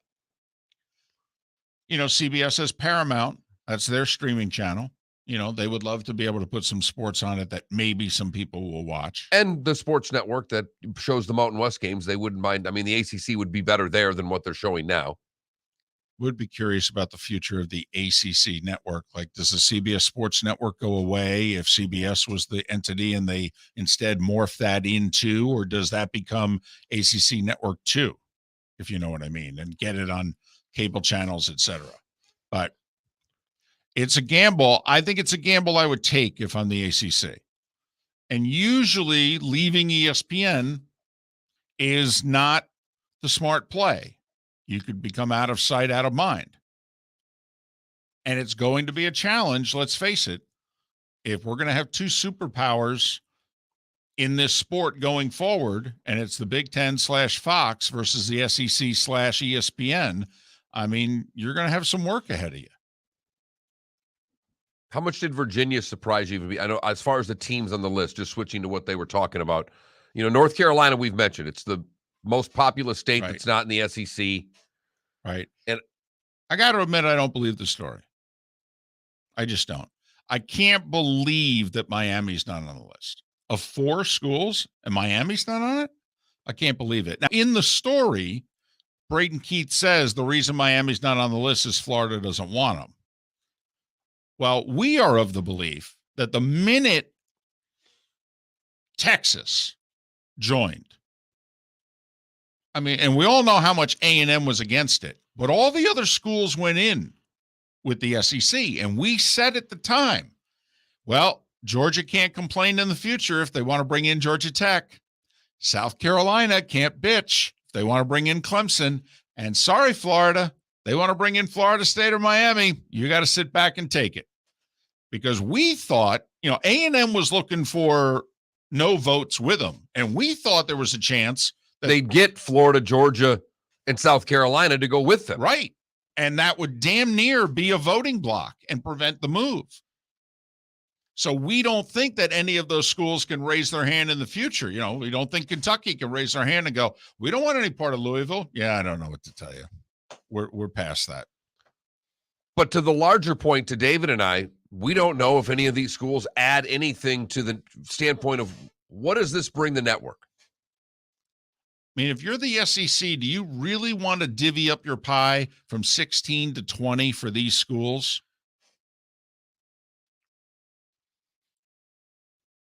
Unless ESPN is basically telling you you've got to get to 20.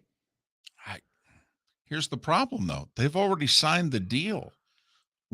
Who has the power in this relationship? Do you think it's Sankey or do you think it's Bristol? I think it's Sankey. I think it's Bristol. All right. They're writing the checks.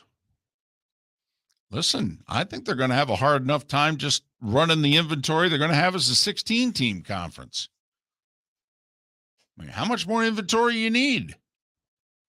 Got a lot of good football games. It is going to be very interesting just to see what Saturdays look like here in a couple of years. I mean, you're already running a lot of basketball. Now, I will say, if they're no longer going to be a part of the ACC and or Big Ten basketball, I mean, they could actually have a need from a college basketball standpoint. But we already know baseball, softball, that's all you see in the spring is SEC. Miller and Moulton. There is one school in which a former chancellor had something to say. Golfers, are you bored of the same old driving range warm-up routine that's not getting you the results that you want on the course? Power up your golf swing by adding resistance bands to your range sessions with the Orange Whip Golf's Power Strap Kit. Featuring band attachments to your feet and hips, Power Strap resistance training will boost club head speed, increase power, improve flexibility, all with just a few swings. Buy a Power Strap Kit today. Go to orangewhipgolf.com and use code Miller10 to receive an additional 10% off the already great price of $119. Bring your big mouth to John Smith Subs and indulge in their overstuffed subs with the freshest quality ingredients. Enjoy our famous steak bomb with perfectly grilled marinated sirloin steak topped with provolone cheese, grilled onions, peppers, mushrooms, crispy bacon, juicy tomatoes, and creamy mayo. Boom! Made-to-order crispy fries can be paired with the Gator, the Cuban, the Chicken Bomb, or the Italian. Love local. Eat delicious with John Smith Subs. Find a John Smith Subs location near you today. David Moulton for Napa, Napa Auto Parts, and Napa Filters. Insist on Napa Filters for your vehicles, or if you're a do-it-yourselfer, only buy Napa Filters. Napa has a filter for almost anything on earth that moves, whether it's motorcycles, foreign and domestic cars, vans, SUVs, earth-moving equipment. You get the idea. Napa Auto Parts, Napa Filters. Insist on them for your vehicles, or if you're a do-it-yourselfer, only buy Napa Filters. Mark Miller for SWFL Golf Carts or online, flgolfcarts.com. If you're looking for a golf cart, an e-bike, or an e-motorcycle, go visit Alex and the gang at SWFL Golf Carts. flgolfcarts.com online. Check out their whole inventory. If you're looking for a custom cart, they can take care of you. 2-seater, 4-seater, 6-seater, they've got you covered. E-bikes, nobody better for value and service. E-motorcycles, check them out. Again, flgolfcarts.com. flgolfcarts.com. You are listening to Miller and Moulton on the Florida Sports Network. 2017. The total membership of 565. The All-England Club is one of the most exclusive clubs in the world. Memberships divided into 5 categories: full, life, honorary, temporary, junior temporary. With an annual membership fee that's about the same as a meal for 4 at a standard London restaurant. It's not about the money, it's about who you know. Full and life membership is limited to $375.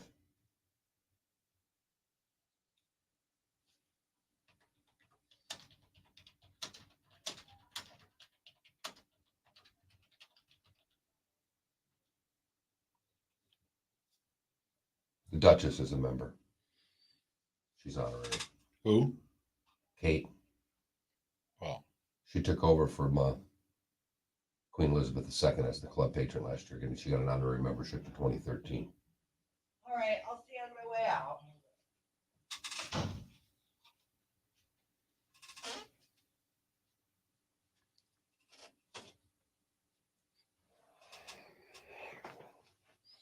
is the Big Four's run coming to an end? Who's Well, the fourth? Let's see. Well, first off, they are including Andy Murray, which, How's that? well, I think because the same four guys have won the last 18 Wimbledons. And so Murray won 2 of them. So I'm assuming they're just talking Wimbledon. Gotcha. No. No. It sounds really good, Johnny Mac. It really does. Yeah, it does.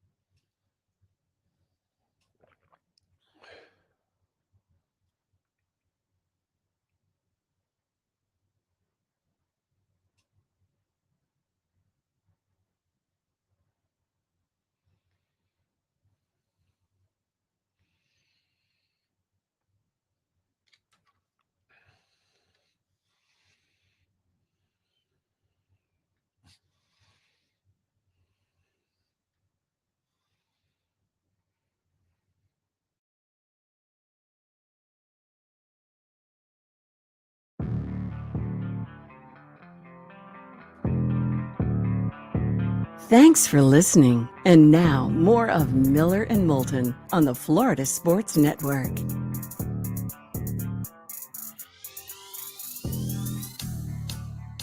22 minutes before the hour. Miller and Moulton, Florida Sports Network, floridasportsnetwork.com. Our poll question today, just combining those who managed to pull off the arrogant likability double. The athlete who is both supremely arrogant and yet very likable at the same time. which is tough to pull off in the real world. Yet in sports, you're able to pull it off, I think, more so. Right now, Steph Curry getting basically every other vote on this. Really? Right. He is running away with it. I think he's the most classified choice, or not classified. He fits the mold of that description the best. The 4 choices are, and we didn't put Ali on it because we thought it'd be a runaway. Right. And I did not think Steph would be running away with this, but it's Steph, Dion, Michael, and Tiger. Tiger's right now in second with 21% of the vote, Jordan with 18% of the vote, and Dion with a little over 14% of the vote. Wow. I am genuinely shocked. Steph's coffee, man. I'm glad you put that voice in with it. Figured I'd go a little Brockmeyer for you at this hour of the day. So does that mean he's the most likable Yes. of the arrogant Yeah. athletes? Who is the most likable of these arrogant? That's the question we're asking. All right. Okay. So that Mark Miller, the David Moulton, although I probably should retweet it, right? At some point would help. I mean, that's FloridaSportsNetwork.com. all those places. That would help also. So, I mean, if you had anything to do with major college athletics and you're one of these schools that could possibly be in the realignment shell game, you're being asked to give an interview this week. Former North Carolina Chancellor Holden Thorpe did a radio interview with 99.9 The Fan in the Carolinas. And he said, pretty sure we could have gone to the SEC if we wanted to. And he said, listen, I never, picked up the phone. I was never talking to Slive or Sankey, but it just, we knew. We knew we could go to the SEC if we wanted to. And we decided, not to. But we know we're a phone call away. So, first off, Speaking of arrogance, well, he's confident. He either talked to somebody or he talked to somebody who talked to somebody, and he just knew that if he called, all right, that the commissioner of the SEC would not say, tell him I'll call him back. They'd say, oh, hold on, let me go into the office, close the door. Tell him I'll be right there. So I just found that of all the people that are throwing in their 2 cents and saying things this week. well, I've said, I know Clemson and Florida State and football and all of those things, but if the SEC is expanding, I'm trying to figure out why they need Clemson or Florida State. I really and truly am, and I know that pisses off the Noel fan out there. Well, forget the Noel fan for a second. So why are you so dismissive of Clemson? I don't think they bring anything to the table. Well, they've been pretty damn Yeah, good. they have, and they don't move the needle. You've said it yourself. They don't get ratings. Not really. No. So I don't think anybody's opening up their checkbook for Clemson. But North Carolina, out of these schools, North Carolina and Virginia interest me more. You're expand, and I know television doesn't matter, but expanding your footprint to more households, to getting more people interested. North Carolina is the state of North Carolina. I lived in the Raleigh-Durham area. They're everything. Every other school in that state is merely a blip on the radar. is North Carolina as big in North Carolina as Georgia is in Georgia? Yes. And that's pretty impressive considering there are a lot more Division I schools in North Carolina, if you know what I mean. So in theory, there would be more competition, yet they're still, in your estimation, just as dominating. All right, fair enough. Let me throw this out at you about Clemson. Winning. And that if Clemson remains in the ACC, well, I mean, they're considered one of the top four. I mean, when we talk about the big four in college football, we talk Alabama, we talk Ohio State. Oftentimes we then go Clemson, and now has Georgia overtaken Oklahoma to be the fourth, if you know what I mean. So, but Clemson's clearly in it. They're in the big three and have been since the middle of last decade. And they've got 10 plus years in a row here where they've won 10 or more games. I mean, they're a big deal. They are. They've won 2 national titles, played for a couple of others, all in the last 7-8 seasons. I think Clemson needs the SEC more than the SEC needs Clemson. Interesting. All right. Now, the other side of this is that no matter how this pans out, Clemson is the one school where they are with how many wins they've had. They can be virtually in any conference they want, and they're still going to be part of the consideration. They may be better off in the ACC, for that matter, to play for titles. Just dominate it. Exactly. Not be the big fish in a small pond, be the whale in a bathtub. And they are that whale right now. All right. Carolina brings a couple of factors into play. One is the state that they're in is the biggest state from a population standpoint that is not in either the Big Ten or the SEC going forward. When USC and UCLA join the Big Ten, obviously that brings California into the fold. Texas SEC brings Texas into the fold. And I believe North Carolina is the 10th most populous state in our country right now. And so now remember, we don't necessarily do deals based on the criteria of 10 or so years ago. I mean, we have commented if the Big Ten had it to do over again, not sure they bring in Rutgers and Maryland. The thought was at the time we need it for what? The Big Ten network. We got to get in households. That gets us in the number one market. That gets us in DC/Baltimore. And that's a lot of households. But, now households are going to be quantified towards streaming. Households still matter, not. Right. But 10 years later, Rutgers and Maryland doesn't have the perceived value that they did of 10 years earlier. Right. And we wonder if, in fact, they would be invited in. If they were not in the Big Ten now, and we're going to have this round of expansion, would the Big Ten invite them? Not sure that they would. I'm really not sure. And the funny thing is that the Maryland fan base would much rather play the ACC schools. They need the Big Ten money, but they would much rather play the ACC schools. But I just found that comment interesting because of who he is. I mean, he was a chancellor at North Carolina, and he's like, "Yeah, we could have been in the SEC," and that was a phone call we never made. But if we made it, that sucker was a done deal. Huh? Interesting. All right. Got to admit, if they had made it 8-10 years ago, I mean, you want to talk seismic. In the last year, it's kind of dulled us to our senses. I mean, Oklahoma, Texas, USC, UCLA. I mean, this is, whoa, this stuff. But 10 years ago, I mean, hell, it was a big deal when A&M went to the SEC and said, we're leaving Texas. We're done with you. But leaving Duke?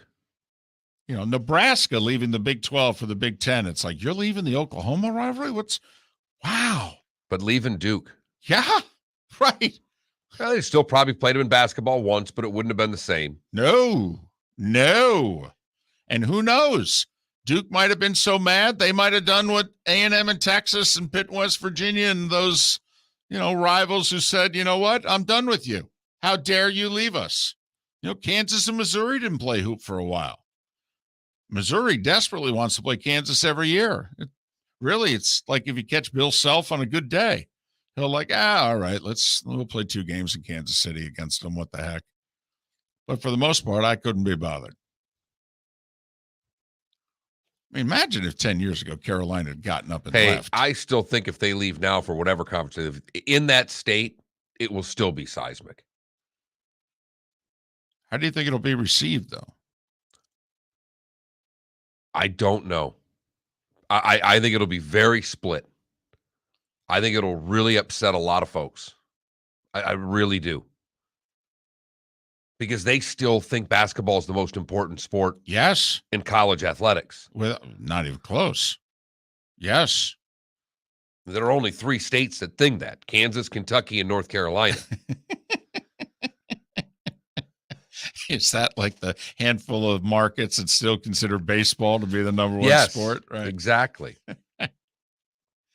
Yeah, I mean, the legendary stories that get told. I remember growing up and we'd be in school and they'd wheel the television in and we watched the first couple games of the ACC tournament on Raycom, in our school. And every school district was okay with us watching college basketball for 3 hours before they sent us home. Your thoughts on this expansion? Text to the show. FSN Radio is the keyword. 21,000 is the number. FSN Radio at 21,000 is how you get in. Texter said FSU is good in basketball and baseball also. Yes, they are. That doesn't matter. I don't think it matters. I honestly don't know. How much do you think it matters right now that they're down in football? And the reason I say that is look at what is going on at Miami in the last 6 months. If you've paid attention and you're just old enough to remember, Alabama went through a downturn in football. USC's in the middle of one. USC also, before Pete Carroll, had a 12-year, the whole 90s. Look up USC football in the 90s. Look up Alabama football from 1993 through 2006. They had two teams. They had two really good teams during that time. Maybe you could argue three. I mean, think about that. 13 college football seasons, 3 good teams. Alabama. That's unthinkable now. I mean, the fact that USC is going through this again, to those of us, it's how in the world could this happen? I mean, we saw what Pete Carroll did, but we forget that they went 12 years before Pete Carroll in which they couldn't get out of their way. Miami just did a generation in which Miami, I think you could argue, since they lost the national championship game to Ohio State, they've had 3 teams. That's about maybe. Right. It could only be 2. And it's maybe because they're not great teams. Right. They're good teams. It may just be 05 and 2017 that Miami fan would say, yeah, those teams kind of lived up to that 20-year run we had before it. They were all in the national championship picture in November. They're the only 2 teams in the last 19 seasons that Miami's had that were relevant in mid-November for the national championship. But now you're looking at Miami and you're like, oh, they may be on the verge of being Miami again. Maybe. With Florida State, all these places you mentioned, USC is in LA, Miami, obviously. It's the whole state of Alabama. It's Florida State and Tallahassee. Yeah, but Bobby showed you could be really good. Jimbo just showed you could be really good. You can get players there. You can win there. They've got a little bit of a national brand. They better get their NIL in order because it's not. Right. There's no doubt. And the fact of the matter is that's a school that needs the SEC because they need the money, David. I agree. Financially, they're not as strong as their fan base thinks they are. And that's a problem that Florida State has right now. And how ironic is it? Because, 7, 8 years ago, it would be unimaginable that Florida State could potentially pick up the phone, call the SEC and say, hey, are you interested? And the SEC would go, I don't know. We'll think about it. We'll get back to you. Come on. Can you imagine that? From like 1987 through 2014 or 15, if that phone call had been made, that the SEC would have been, really? Just don't tell Florida. Right. We'll keep it quiet if you can keep it quiet. Got to work on some votes here in South Carolina and Georgia, but we think we can make this happen. Jeremy Foley's going to be really angry. But then again, Jeremy's always really angry. But nowadays, that phone call could be made and Sankey be like, who's on the line? Florida State. Tell them I'll call him back next week.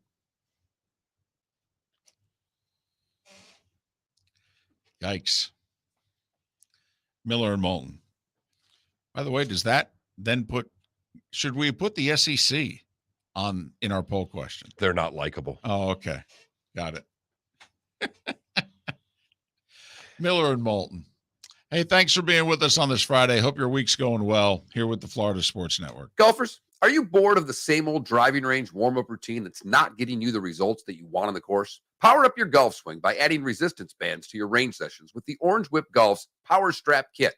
Featuring band attachments to your feet and hips, Power Strap resistance training will boost club head speed, increase power, improve flexibility, all with just a few swings. Buy a Power Strap Kit today.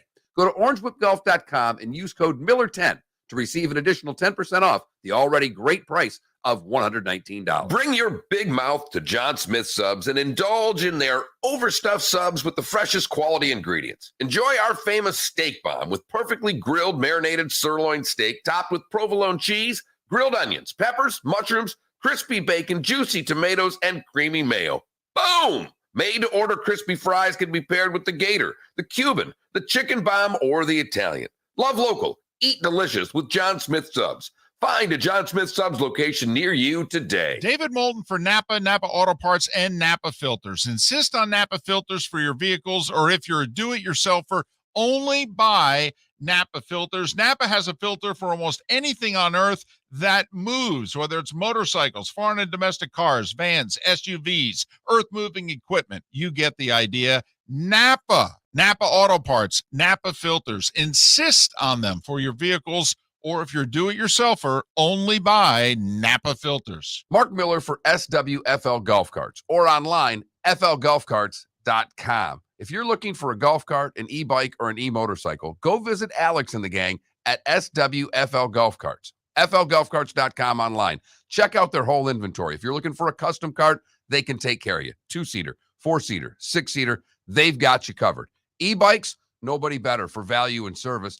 E-motorcycles, check them out. Again, flgolfcarts.com. flgolfcarts.com. Bring your big mouth to John Smith Subs and indulge in their overstuffed subs with the freshest quality ingredients. Enjoy our famous steak bomb with perfectly grilled marinated sirloin steak topped with provolone cheese, grilled onions, peppers, mushrooms, crispy bacon, juicy tomatoes, and creamy mayo.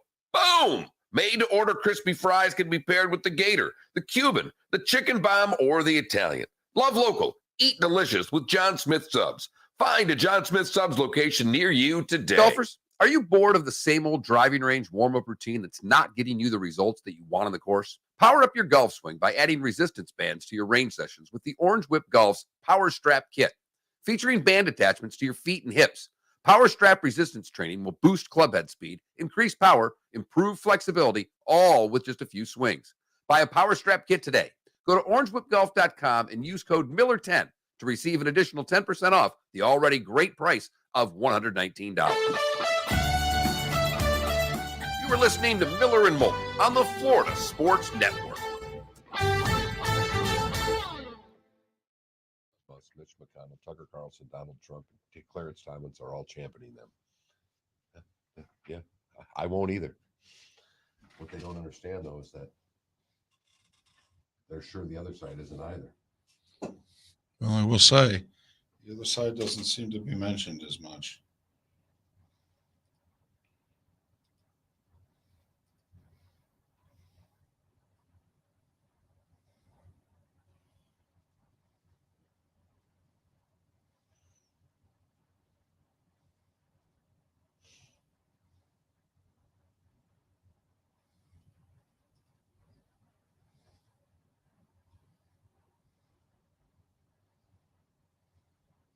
Can we do Rinaldi via Twitch, even if we're not live?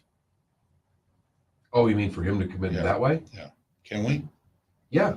Okay. I didn't know. Like he just asked, is this Zoom or a call this morning? And Well, it's not because Twitch isn't. He has just do a call.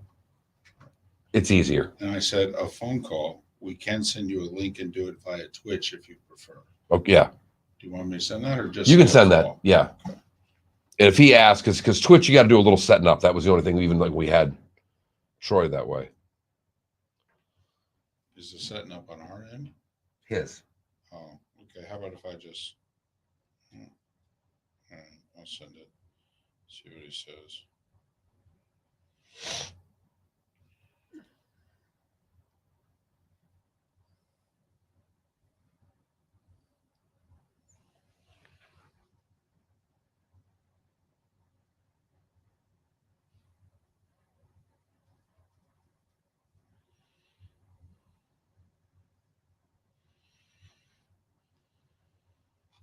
Moss not doing Monday Night Football, huh? Yeah. His choice, apparently. Yeah, that's what I'm reading.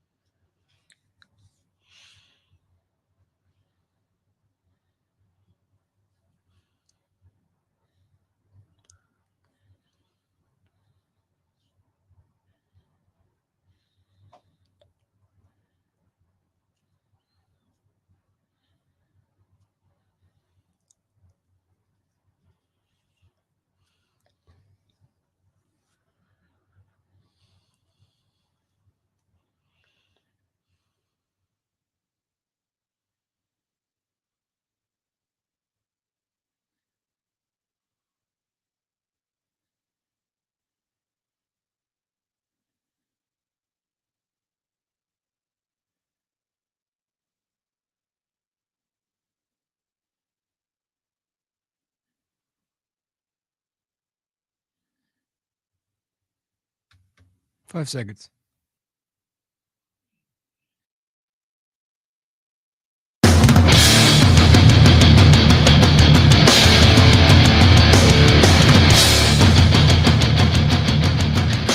You are listening to Miller and Moulton, exclusively on the Florida Sports Network. And now here's Mark Miller and David Moulton. 8 o'clock hour, Miller and Moulton, Friday the 8th. Thanks for being with us. Florida Sports Network, floridasportsnetwork.com.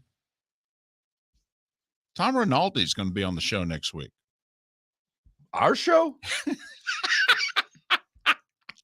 Well, I don't know about you, but I usually don't promote others. But, I mean, you know, we mention others. We refer to them. We give them their due when they Just kind of caught me by surprise there. Yes. Tom Rinaldi of Fox is going to be on our show next week. Mark Lai is going to be on our show next week. Obviously, Pat and Seth and a few others. Now, I'm fired up about this Rinaldi get, but I have a couple questions. Do we have to play any piano music underneath while we interview Tom Rinaldi? The object is to not make anyone cry. Okay. No. I'm very nervous about that interview. Although I will say one of the topics that will be brought up is a tragic story. I mean, come on, it's Tom Rinaldi. There has to be some downturn somewhere. I mean, I don't know if I've seen Tom Rinaldi do an interview in which it's just, you know, to shoot the bull and the bull is all positive. I mean, you know, there's usually some twist and turn. Fair enough. And so Tom is working, I believe he's finished it. And it's something that, you know, he and I were just sitting around having breakfast before one of the playoff games last year. And he was talking about what he was working on. And it's a fascinating story about a major league player who was murdered during the season. And it's the only time it's happened since like World War II. And it's something that doesn't get talked about a whole lot. And so he's done an extensive podcast series and series of interviews. And I believe he even interviewed the person who killed the player. So we're going to talk to Tom Rinaldi about that. Plus he's going over to Qatar, right?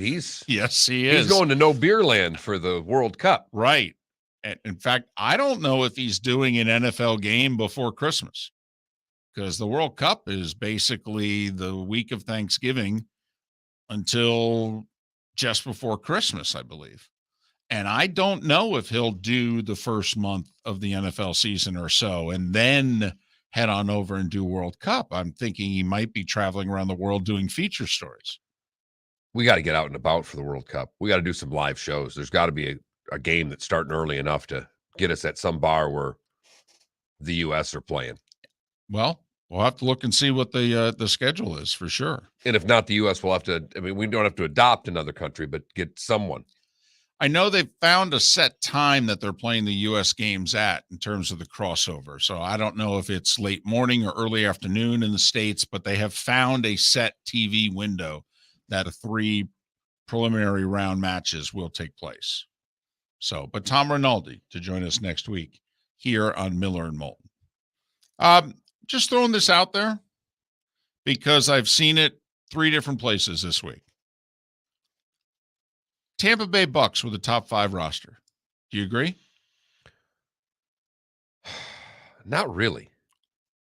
Okay. Who would you put ahead of them? Bills, Rams. Okay. Kansas City. They're right there. So that would have them at 4. I mean, if you had to go Bucks Bengals, who would you go? I'd probably lean Bengals. Okay, so now they're down to 5. You think the Chiefs have a better defense than the Bucks? Well, it's roster. So, you weigh strength of their offense. And, I mean, I don't know how much they're separating the two, but the Chiefs are going to be counting on new guys, a couple of new receivers, and a bunch of draft picks to fortify the defense. I mean, the Bucks have lost 2 key defensive players. They lost Gronk. These are Sue and JPP were big parts of that defense. So I don't think the roster right now is as good as it was a year ago. Fair. I would agree with that. I mean, also they lost one of their best offensive linemen retired. Yeah. So, I mean, they could still win the Super Bowl and think that the last year's team would beat them. I mean, that's happened before. I mean, in the 2010 Packers won. Their Aaron receiving Rodgers, core isn't as good as it was a year ago at this point. not to start the year. It may be by the time it's done, but Might right be now, better. right.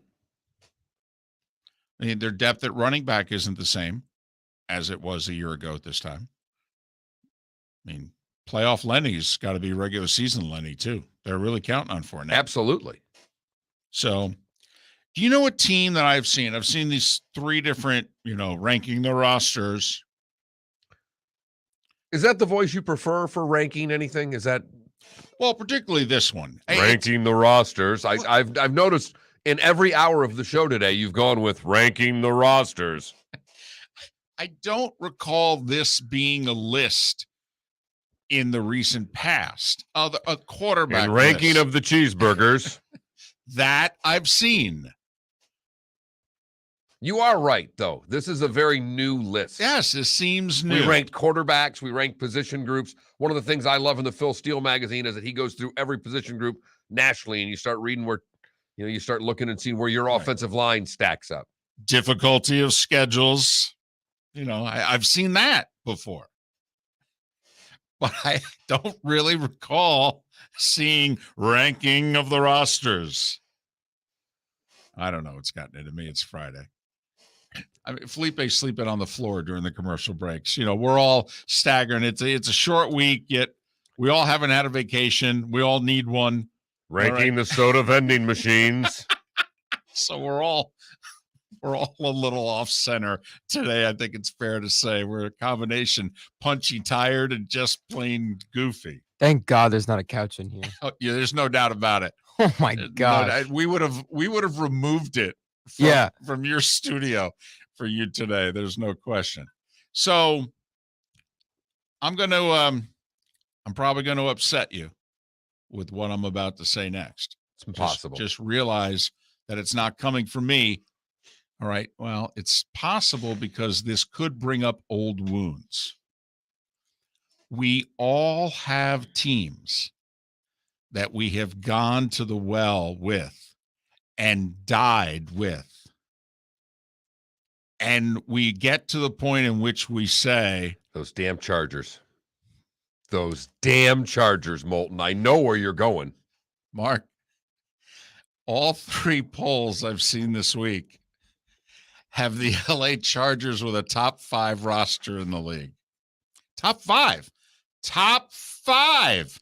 Mark, I am holding in my hand my phone, and I am on the CBSSports.com story in which they rank the rosters, and they have the Chargers number 2. Ahead of the Rams. They say the Chargers have the best roster in SoFi. Only the Bills roster do they rank ahead of the Chargers. Can you trust the Chargers? Well, hell no. Hell no. No. Come on. How could you even ask the question? Are you going to pick the Chargers to make the postseason? Yeah. I think so. I think so. Are they a playoff roster? Absolutely. Do I think that they're at worst the second best roster in that division? I do. I don't trust the head coach. The head coach is all into analytics. He goes for every damn fourth down. Now, it did win him a game at Arrowhead, either last year or the year before. I mean, he rolled the dice. It was his Les Miles game, 4 for 4, 5 for 5, something like that, and it won him the game. There's no doubt about it. But I really believe he cost his team 3 games down the stretch last year with his decisions. Just going with the analytics say, are you watching the game? It's like baseball. Well, he's reached 100 pitches. You do know nobody's gotten on base in an hour and a half, right? I mean, could you stop paying attention to the pitches? Well, and as you've always pointed out, analytics are about the past. Yeah. They're not about the moment. No, they're telling you based on what's happened in the past, you should do this. Well, great. I don't know. It's like that old story. Coach, do you know, you're drawing it up on the board, do you know the X is Jerry Rice? I mean, I don't know what to tell you. It might have worked last week. It ain't going to work this week. Don't tell me what's happening. Well, it's worked all year. I haven't had to cover Jerry Rice all year. I mean, so, yeah, I got a problem with it. I don't mean to sound flippant when I say I have a problem with it, but it's literally what I say in the booth, in which I go, for what it's worth.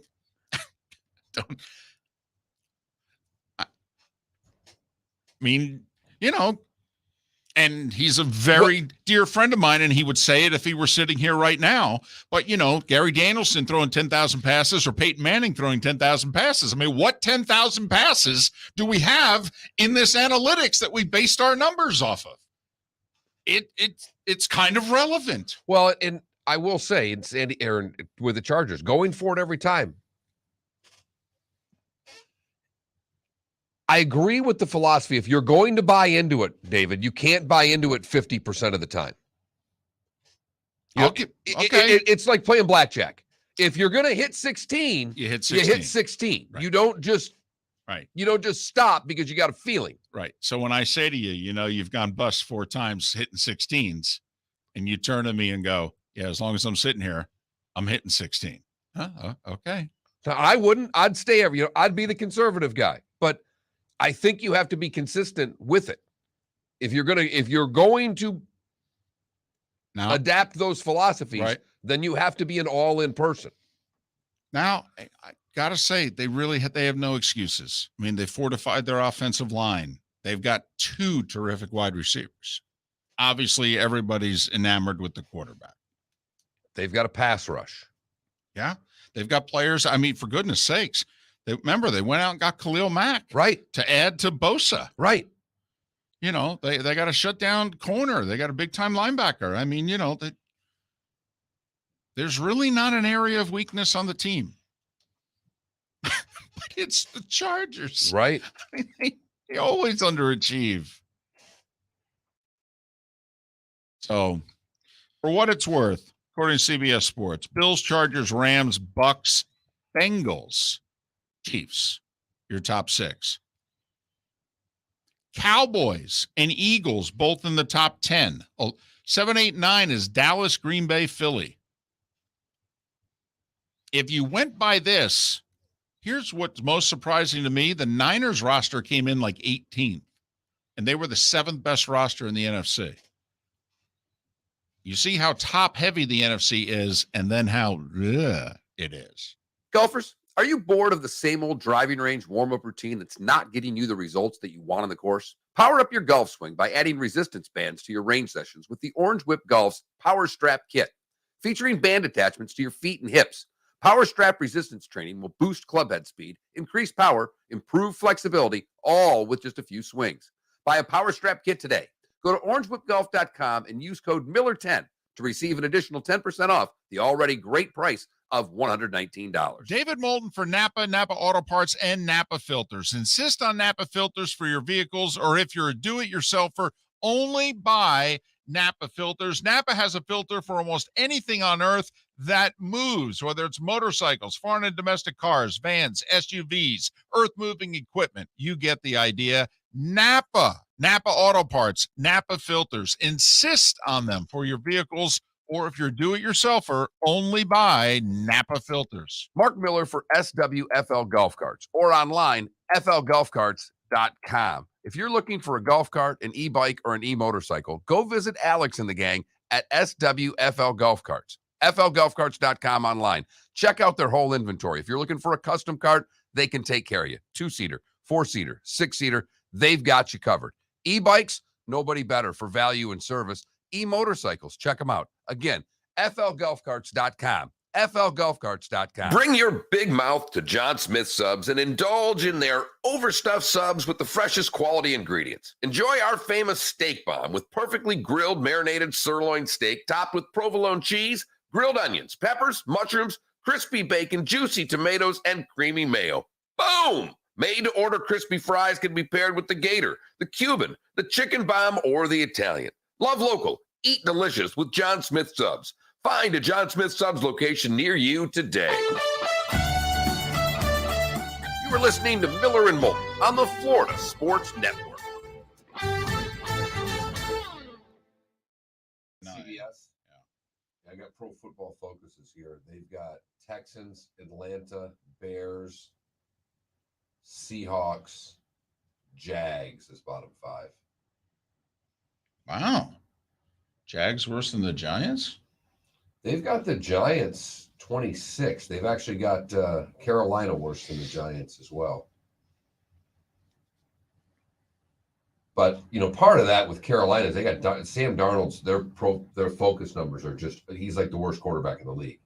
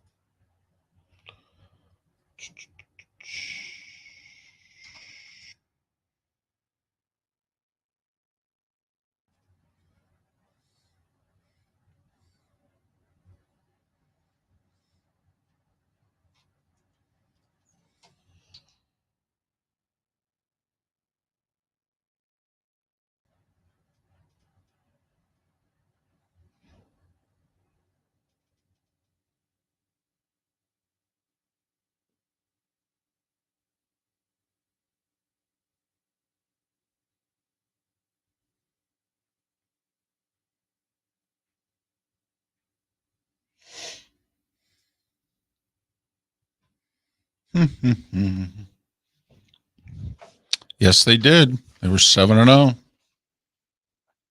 Carolina was 3-0. Went 2-12 the rest of the way.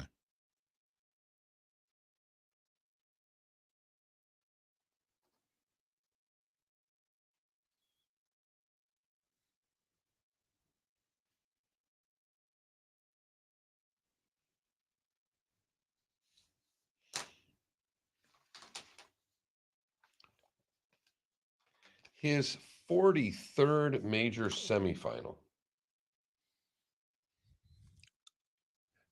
Did you say 43rd? Yeah, In the majors alone. right.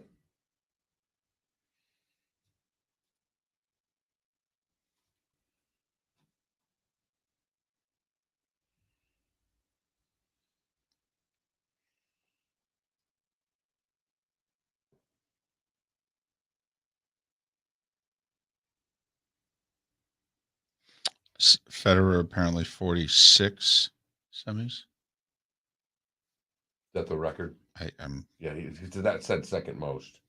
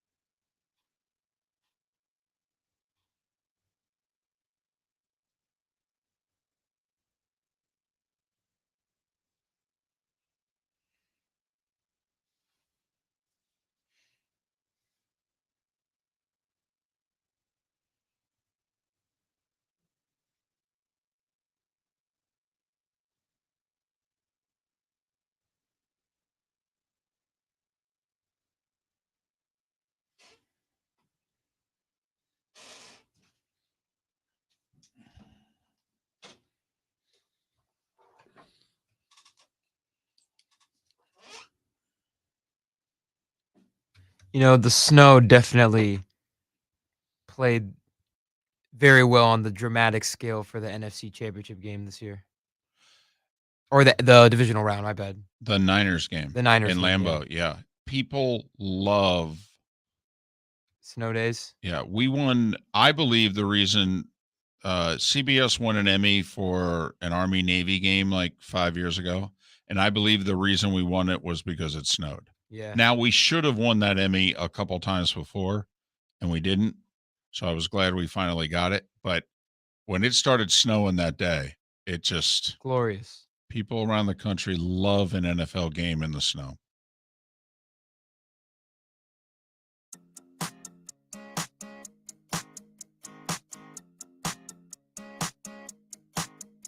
You're listening to Miller and Moulton, exclusively on the Florida Sports Network. 21 minutes past the hour, Miller and Moulton, Florida Sports Network, floridasportsnetwork.com. Thanks so much for being with us. Mark Lai, Tom Rinaldi, Pat Kerwin, Seth Everett, amongst those already scheduled to be on the show next week. Looking forward to that. We got to work a whole week, so It's okay. It really is. 50, 55, and 62, by the way, the magic numbers. 50 days away, Nebraska Northwestern. 8 weeks yesterday, 55 days away, week 1 of the college football season.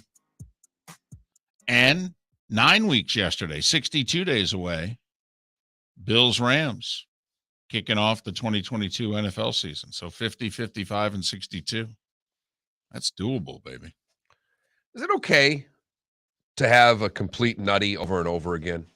I mean, we're if you think that no one's watching, is it okay as a professional athlete to just destroy a clubhouse and say, well, I just didn't think anybody was watching as your excuse? Because Chris Sale Right. had another out-of-body experience. And we thought it was cute when he cut up all the jerseys in Chicago, Right. although he was acting like a petulant child and got himself traded out of there. And now he's playing in Worcester? Right. It was, they think it's going to be his last rehab appearance. He threw 72 pitches, went 3 2/3 innings against the Yankees AAA affiliate, ironically. And he gets pulled.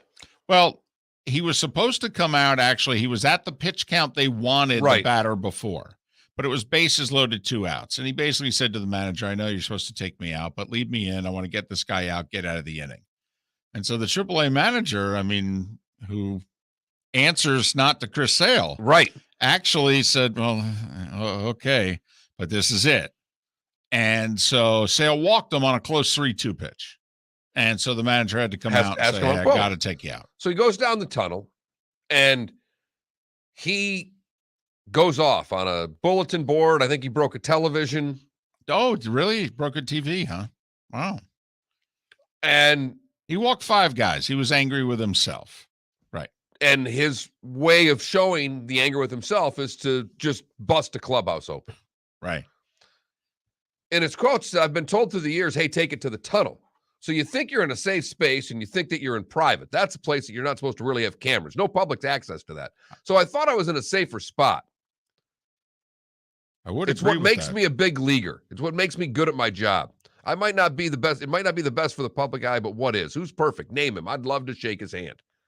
He basically said he acted like a child, but has no problems with it. Oh, I thought he apologized though. He said, "Listen, I was wrong, but that's just who I am." All right, comes with the territory. I acted like an idiot last night, and I've acted like an idiot before. I don't know if there was ever an apology. There was more of an explanation of why I act like a spoiled brat. I will say I'm on his side about the camera because the camera came. It wasn't like, you know how the TV cameras, they're coming from the outfield and the player walks down the tunnel from the dugout to the clubhouse and you can kind of see them walking down the tunnel. That was not the angle. The camera was like in the, I don't want to say locker room, but it was almost like it was a camera in like a manager's office or something that was shooting, part of the office, but also the hallway leading from the dugout to the clubhouse. And that happened to be the area where Sale threw his tantrum. So this camera, I don't know if it was a security camera or what, but it caught it. And then somebody released it also. I mean, that's the other thing that's interesting. That didn't stay in-house. Who releases that? I mean, Sale's obviously going to write a check. Oh, yeah, that was his comment. Well, at least they got a new TV in the clubhouse. Well, Chris, that makes it okay. You throw another nutty because you can't throw a strike. I don't know. At some point, don't you have to grow up a little bit? Yeah, there's no doubt. I mean, he's in Worcester. This wasn't Game 7 of a World Series. I understand. This is a rehab start. I will say, though, I mean, Scherzer even talked about it when he made his first rehab start at AA. He goes, I think a few people kind of looked at me and were like, oh, wow. He goes, because I'm kind of a maniac on the day I pitch. And he goes, I was just as much a maniac in Binghamton as I would be, when I pitch in the majors. He goes, it's just who I am. He goes, and I think it scared a few guys. And there's no doubt. I mean, when it's day to pitch, I mean, you and I, because of where we live, we saw him in his college career and we know his college coach. And, Dave Tillett has said, hey, on game day, that's the most intense player I've ever been around. So, and when you're throwing a tantrum on a rehab start, you're wired a little differently. You are wired a little differently. Hope he pitches better than that in Boston. Yeah, well. Don't walk the AAA guy next time. You and I are both, I will say his velocity is coming back. I think he reached 97 in the rehab start, so that's good. But it will be interesting to see how they use him. Are they thinking of him as a starter? Or are they thinking of him as a guy that they can use a couple times a week for multiple innings? Kind of the Andrew Miller role that he did so well for Cleveland there when they made a 3-year run there, 2015, 16, 17, and Terry used Andrew Miller so effectively. And for that matter, the White Sox, used Sale effectively his first year and a half in the majors in that role out of the bullpen. We think, by the way, he's been pitching, they're going to put him in the starter role. Yeah, they're going to start there and can always then move him if needed. I'm rooting for him to just stay healthy. Yeah, no doubt. But no doubt. It would be nice to, not bust up the Worcester clubhouse next time. 2 years ago, he was somebody that you were talking to going, boy, if he can finish his career off, he might be a Hall of Famer. I mean, he was right there. Now obviously that's not going to happen, although he still could still reach 3,000 strikeouts, which I know isn't what it used to be, but it is a noteworthy stat. No, that's one guy throwing hard. The other baseball story that I saw, and I didn't see it at the day that it happened, but did you catch what the Pittsburgh announcer teeing off on his own team? And you can get it, but they lost 16 spit to the Yankees. And they're down, what is it? They're down 5-0 after 7.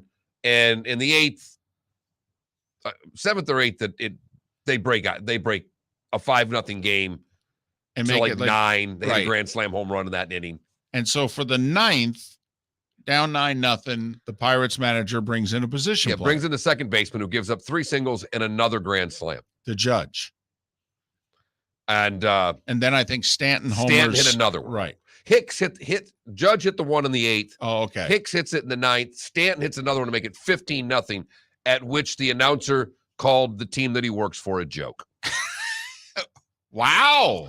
This is ridiculous, he said. His partner says, at some point, it's almost like you're watching a softball game, at which point the play-by-play announcer said, Greg Brown said, this is a joke. We've brought this up. No one seems to like it, but there's a way to end this, you know. You could have the 10-run rule. You could have what you have in college. You could also, after 8 innings, I mean, what if the Pirates just waved their hand at the Yankees and said, hey, we're done. Let's just call this game 9-0 after 8. You're not selling beer after the 7th. Who's it going to bother? Yeah, well, now the regional cable channel will be bummed. It's 1 or 2 commercial breaks. They'll be bummed. But honestly, they made up for him. You know how many pitching changes there were in this game? They should have got all the spots in. I mean, if Major League Baseball went to the, whatever it is, the 10-run rule, whatever, or if both managers agree, I mean, come on, I know it's spring training, but we see it all the time in spring training. The managers look at one another and go, kind of used all my guys. What do you say? We're done. Yeah, we'll call this a tie today. Yeah. I mean, what if the Pirates manager at 9-0 going to the 9th just said to, Boone, hey, we're done. Is that okay? Would you be okay with that? Miller and Moulton, the Florida Sports Network. Golfers, are you bored of the same old driving range warm-up routine that's not getting you the results that you want on the course? Power up your golf swing by adding resistance bands to your range sessions with the Orange Whip Golf's Power Strap Kit. Featuring band attachments to your feet and hips, Power Strap resistance training will boost club head speed, increase power, improve flexibility, all with just a few swings. Buy a Power Strap Kit today. Go to orangewhipgolf.com and use code Miller10 to receive an additional 10% off the already great price of $119. Mark Miller for SWFL Golf Carts or online, flgolfcarts.com. If you're looking for a golf cart, an e-bike, or an e-motorcycle, go visit Alex and the gang at SWFL Golf Carts. flgolfcarts.com online. Check out their whole inventory. If you're looking for a custom cart, they can take care of you. 2-seater, 4-seater, 6-seater, they've got you covered. E-bikes, nobody better for value and service. E-motorcycles, check them out. Again, flgolfcarts.com. flgolfcarts.com. David Moulton for Napa Auto Parts, and Napa Filters. Insist on Napa Filters for your vehicles, or if you're a do-it-yourselfer, only buy Napa Filters. Napa has a filter for almost anything on earth that moves, whether it's motorcycles, foreign and domestic cars, vans, SUVs, earth-moving equipment. You get the idea. Napa Auto Parts, Napa Filters. Insist on them for your vehicles, or if you're do-it-yourselfer, only buy Napa Filters. Bring your big mouth to John Smith Subs and indulge in their overstuffed subs with the freshest quality ingredients. Enjoy our famous steak bomb with perfectly grilled marinated sirloin steak topped with provolone cheese, grilled onions, peppers, mushrooms, crispy bacon, juicy tomatoes, and creamy mayo. Boom! Made-to-order crispy fries can be paired with the Gator, the Cuban, the chicken bomb, or the Italian. Love local. Eat delicious with John Smith Subs. Find a John Smith Subs location near you today. You are listening to Miller and Moulton on the Florida Sports Network.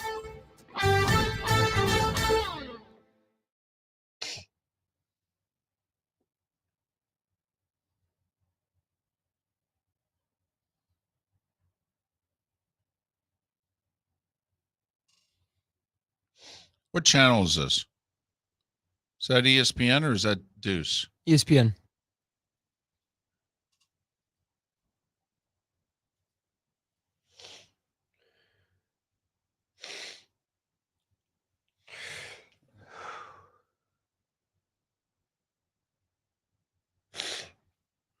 False alarm, false alarm.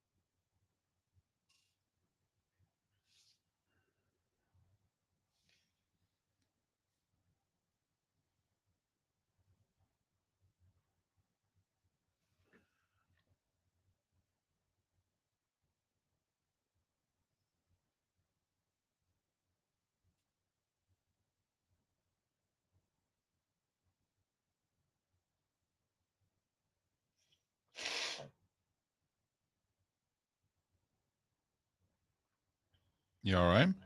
Just got a like little sneeze run going there.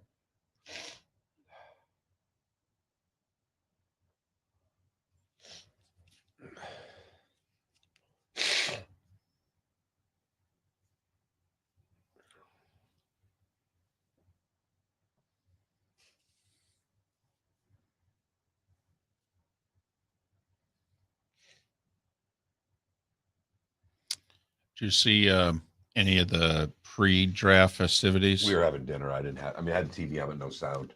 Because I thought the NHL was very classy. They brought out Guy Lafleur's son and Mike Bossy's widow, I think it was. Oh, really? And they both had a Lafleur.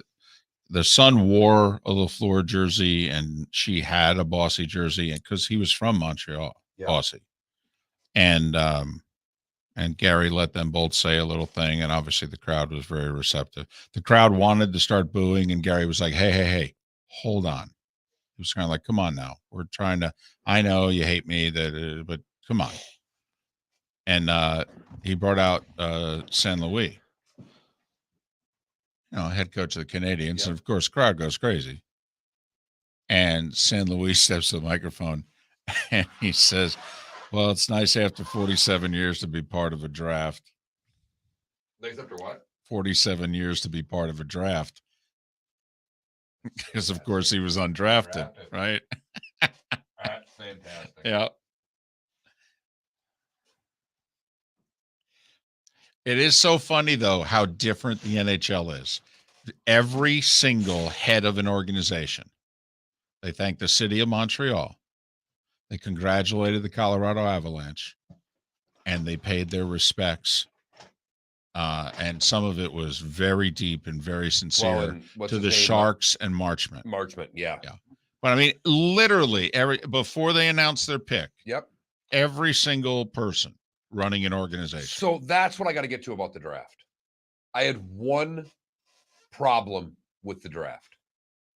Okay. Why the fuck is Gary Bettman the one who has to take everybody's jacket and hand it to the person? You're 17 years old. You've just been drafted. And now Gary Bettman's your laundry guy.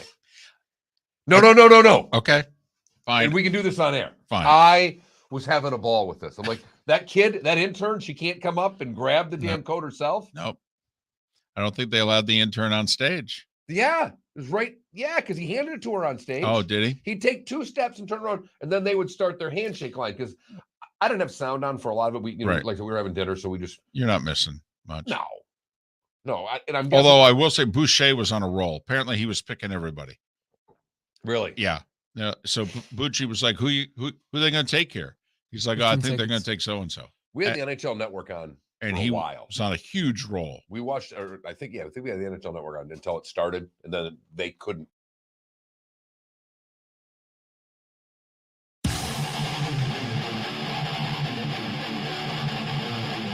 You're listening to Miller and Moulton, exclusively on the Florida Sports Network.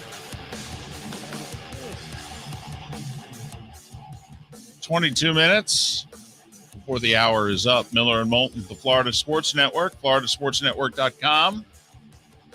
Thanks so much for being with us. Our poll question, which athlete, and we took Ali off the table.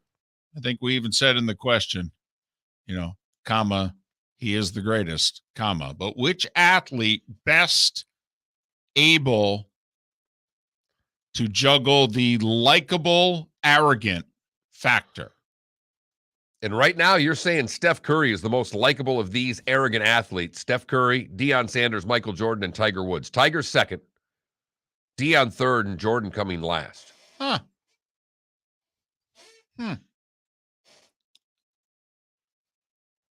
I will say this.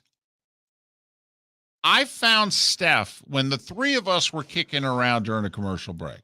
And a lot of times it's just you and I kicking it around. But since it was an NBA player, If Felipe wanted to join the conversation. Well, right. And then I think we welcomed him in. And to me, Steph is not nearly as arrogant as the others on the list. And you two were adamant that, oh, no. I think he's very arrogant. I agree. I mean, He turns around and runs down the court after he shoots a 3-pointer from 38 feet. He's skipping and jumping around all the time, He waving does his the, what is it, hands. the put him to sleep thing. Yeah. I mean, he does all, and I love all of it. Don't get me wrong here. I think it's fantastic, but I think he's very arrogant. He's cocky. Yes. The shimmy. Oh my gosh. Now, but you acknowledge there's cocky, and then you have to reach a certain point on the cockiness factor to then reach arrogance. And I think because Steph is so slight compared to other NBA people, if he was standing next to us, he wouldn't be. But out there, he looks little. Right. I think because of that, He looks adorable, doesn't there you go. There you go. Brings the daughter up on he? Sure. the podium there. Right. Yes. He and the wife seem to actually like one another. Right. Yes. Uh-huh. But on the court, I find him to be arrogant. And I love it. I mean, at the top of the NBA arrogant scale, I mean, like, do you think he's as arrogant as anybody in the league? He just does it with those great eyes and a smile. Yeah, that's it. Okay. He's in we could point out a lot of others who Right. have the arrogance, but don't have the likability. Okay. Now, like Giannis, to me, doesn't have the arrogance, has all the likability. See, and that's why I didn't even think of putting Steph on the list, because to me, he wasn't arrogant enough. And the two of you looked at me like, dude, you got to wake up from your coma. I don't know where you've been. Giannis is a little different because he just plays with just such passion and power. Yeah. Yeah, but there's nothing arrogant about him. Yeah, he's ferocious. He doesn't mock. He doesn't. No. He just plays hard and then Right. and then has his chicken nuggets and while he's doing a presser and I Right. mean there's nothing not likable about the guy. Says a dad joke. Yeah, I mean there's Exactly. there is nothing not likable about Giannis. They I lose- tried those. They are amazing. they I love- don't know about statistics. I just want to win. they lose to the Celtics, and he just sits down. He goes, "Hey, we did the best we can. Yeah. It's okay, guys. Congratulations to them, and we'll try to do better next year." He's incredibly likable. There is no arrogance, so we didn't obviously consider him for the list. So it's Steph, and it's Jordan, and it's Tiger, and Dion. It's going to be difficult for me to not vote for Dion. I love me some Dion. I know you do. a lot. Is he second right now? Dion's no, he's third. Tiger's second. Michael's last. I think Dion would be second. I love Dion. Always have. So you can go to Always that have. Mark Miller, the David Moulton, FL Sports Network on Twitter or FloridaSportsNetwork.com to vote on today's poll question. So last night, David, there was a draft. I'm sure you're aware. Huh, aware? You kidding? 7:00. Mark, I switched the channel away from Law and Order and Blue Bloods. Are you kidding? And as much as Felipe geeks out on the association, my son geeks out every bit that much on the NHL and the NHL draft. He was Wow. all in, knowing who players were, liking picks, disliking picks. I've always been a big fan of that child. But I watched with him, and come on, these kids are 18 years old. Right.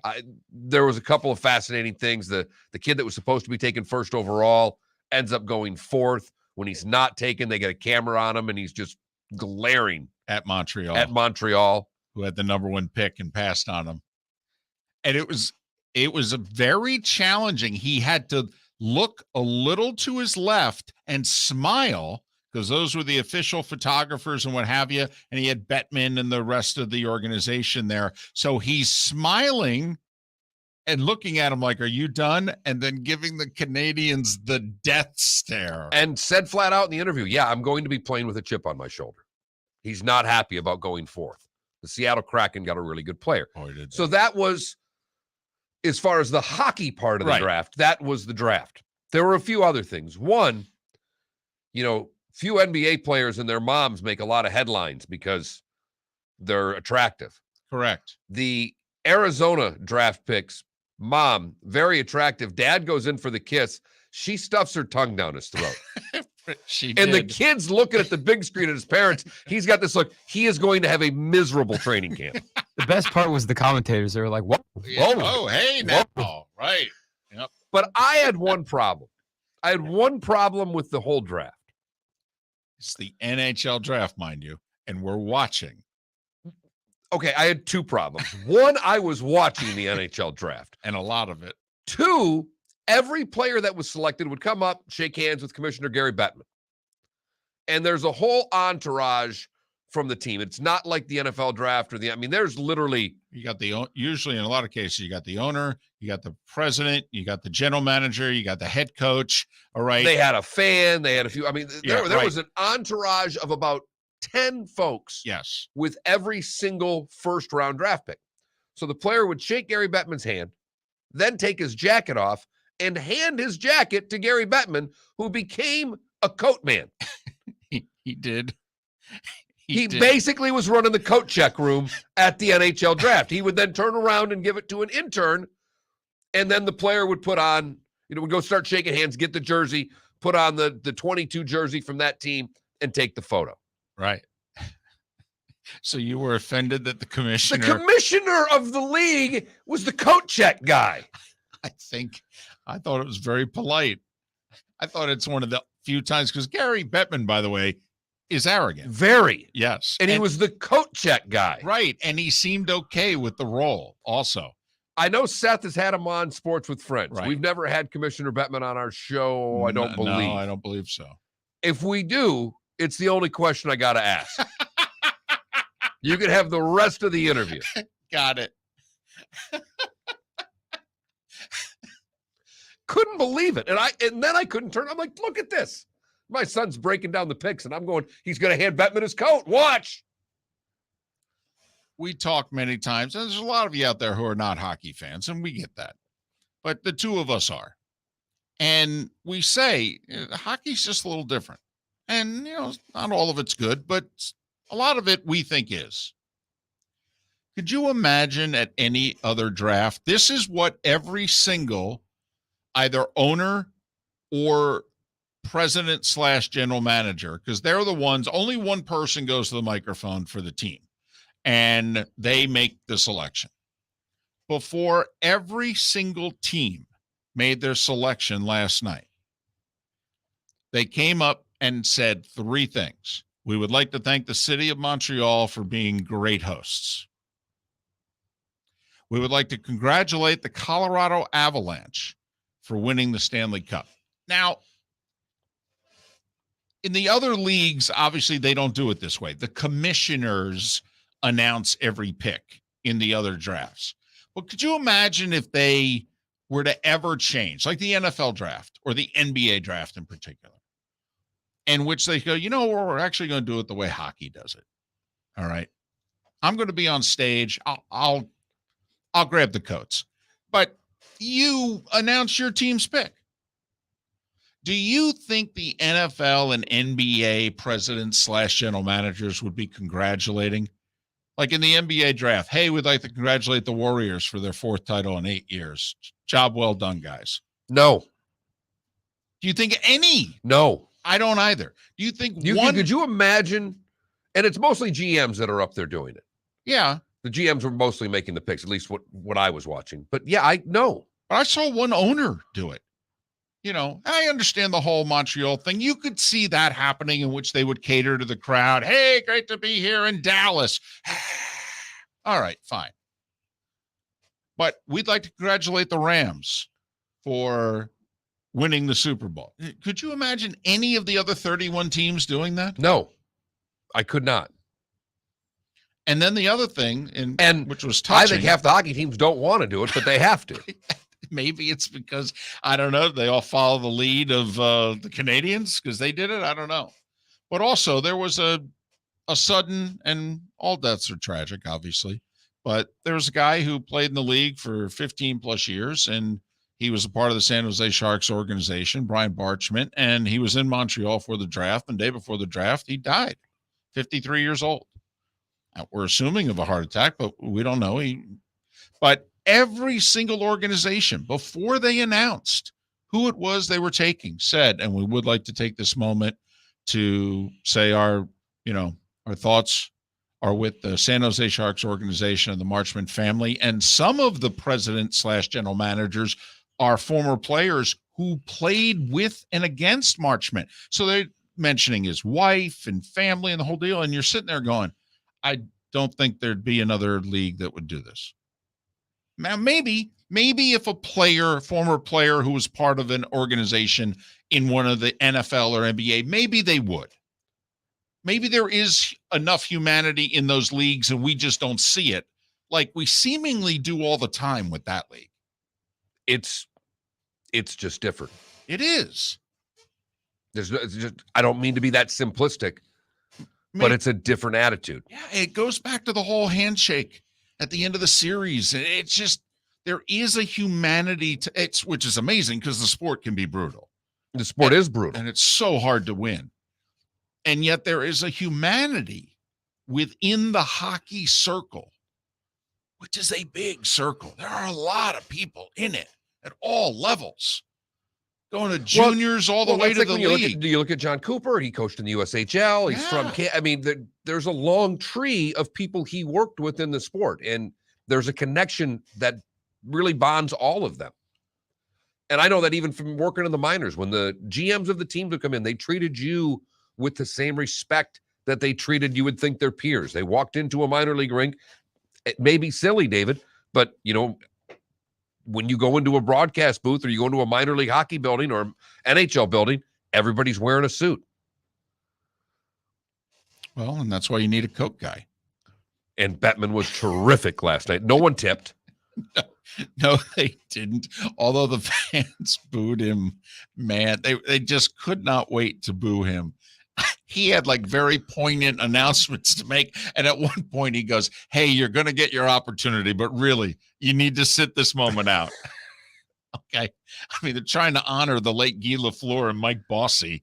All right. The one who played in Montreal and the other who was born and raised in Montreal. He's like, listen, you can boo me in 3 minutes. I mean, damn near said it. Right.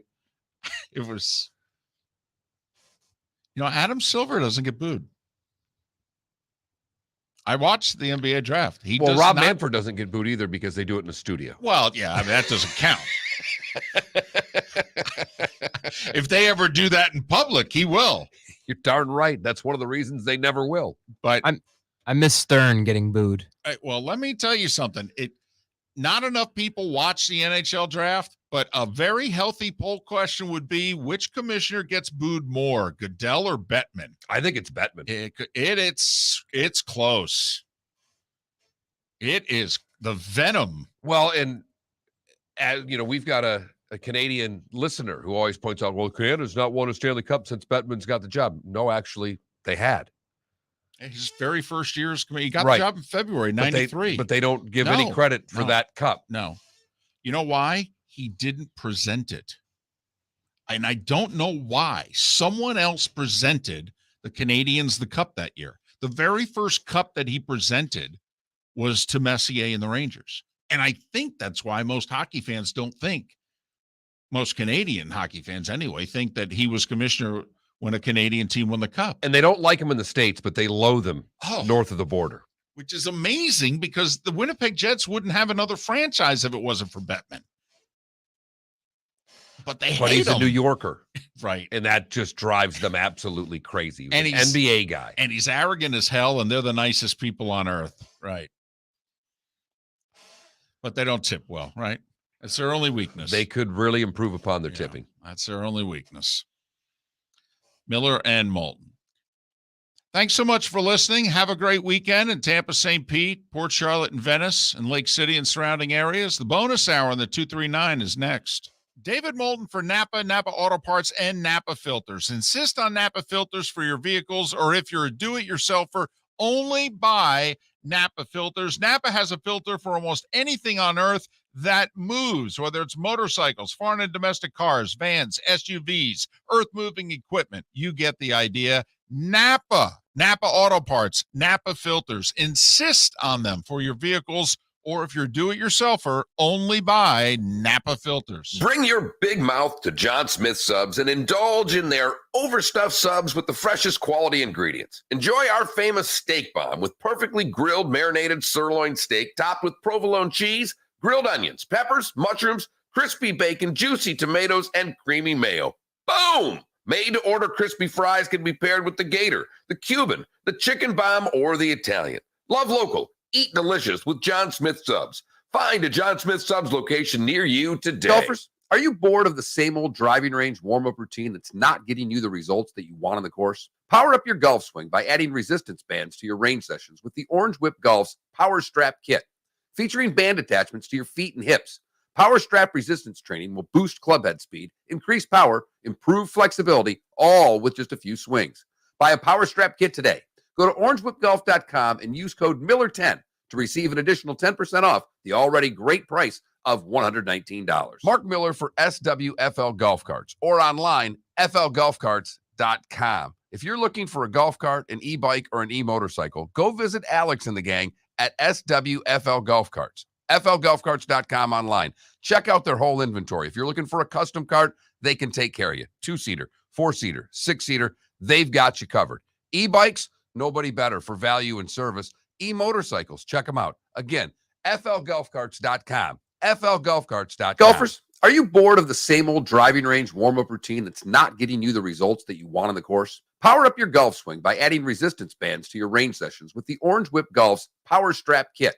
Featuring band attachments to your feet and hips, Power Strap resistance training will boost club head speed, increase power, improve flexibility, all with just a few swings.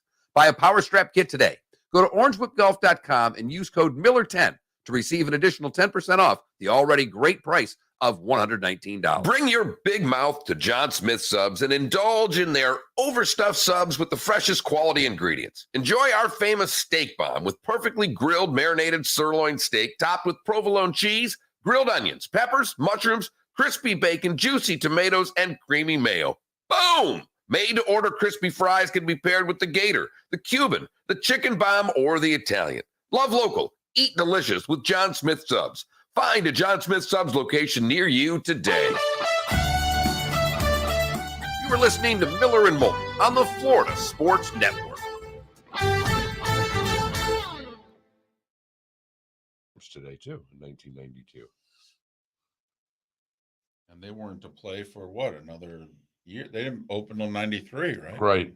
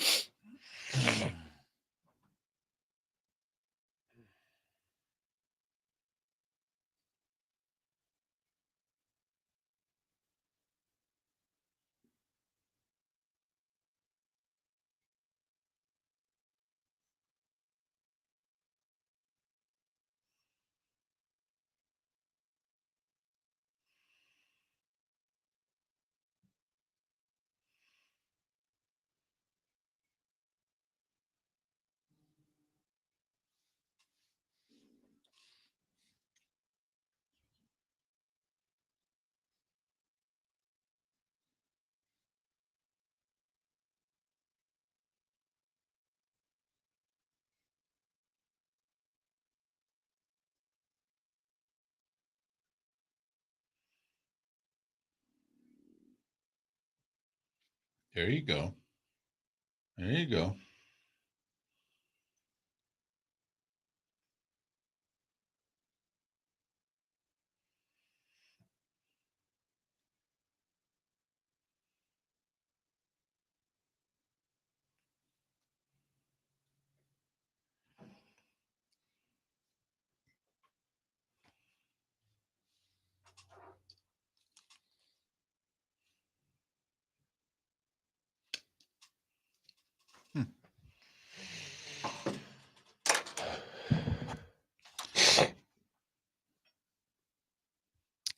NHL last year did 5.2 billion.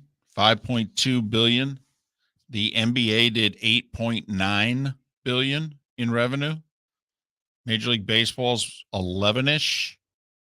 And the NFL, wait to see what it is next year when the new TV money kicks in. It'll be over 20, I think.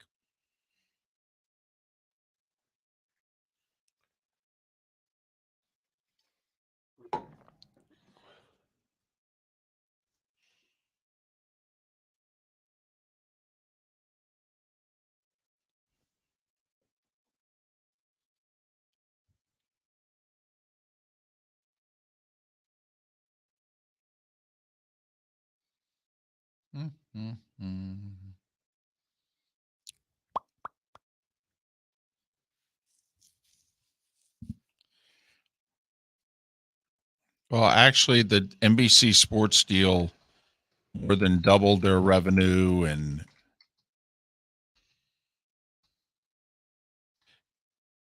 it's hurting the NHL. If the NHL had not had the pandemic, the league would actually, in terms of your salary cap issues that you're bringing up, the league would actually be in pretty good shape. You remember these GMs 2-3 years ago signed certain deals expecting revenue to project and go a certain way, and then they had 2 years of a flat cap, and now it's only going to go up $1 million a year for this year, next year. They've still got to make up for the 2 years of losses. Right. And so that's why, you're going to have a 5-year period of time where the salary cap's only going to move $3 million. And yet all these contracts have been signed. So I don't know, because of the pandemic, how it's not avoidable. Go, Meg.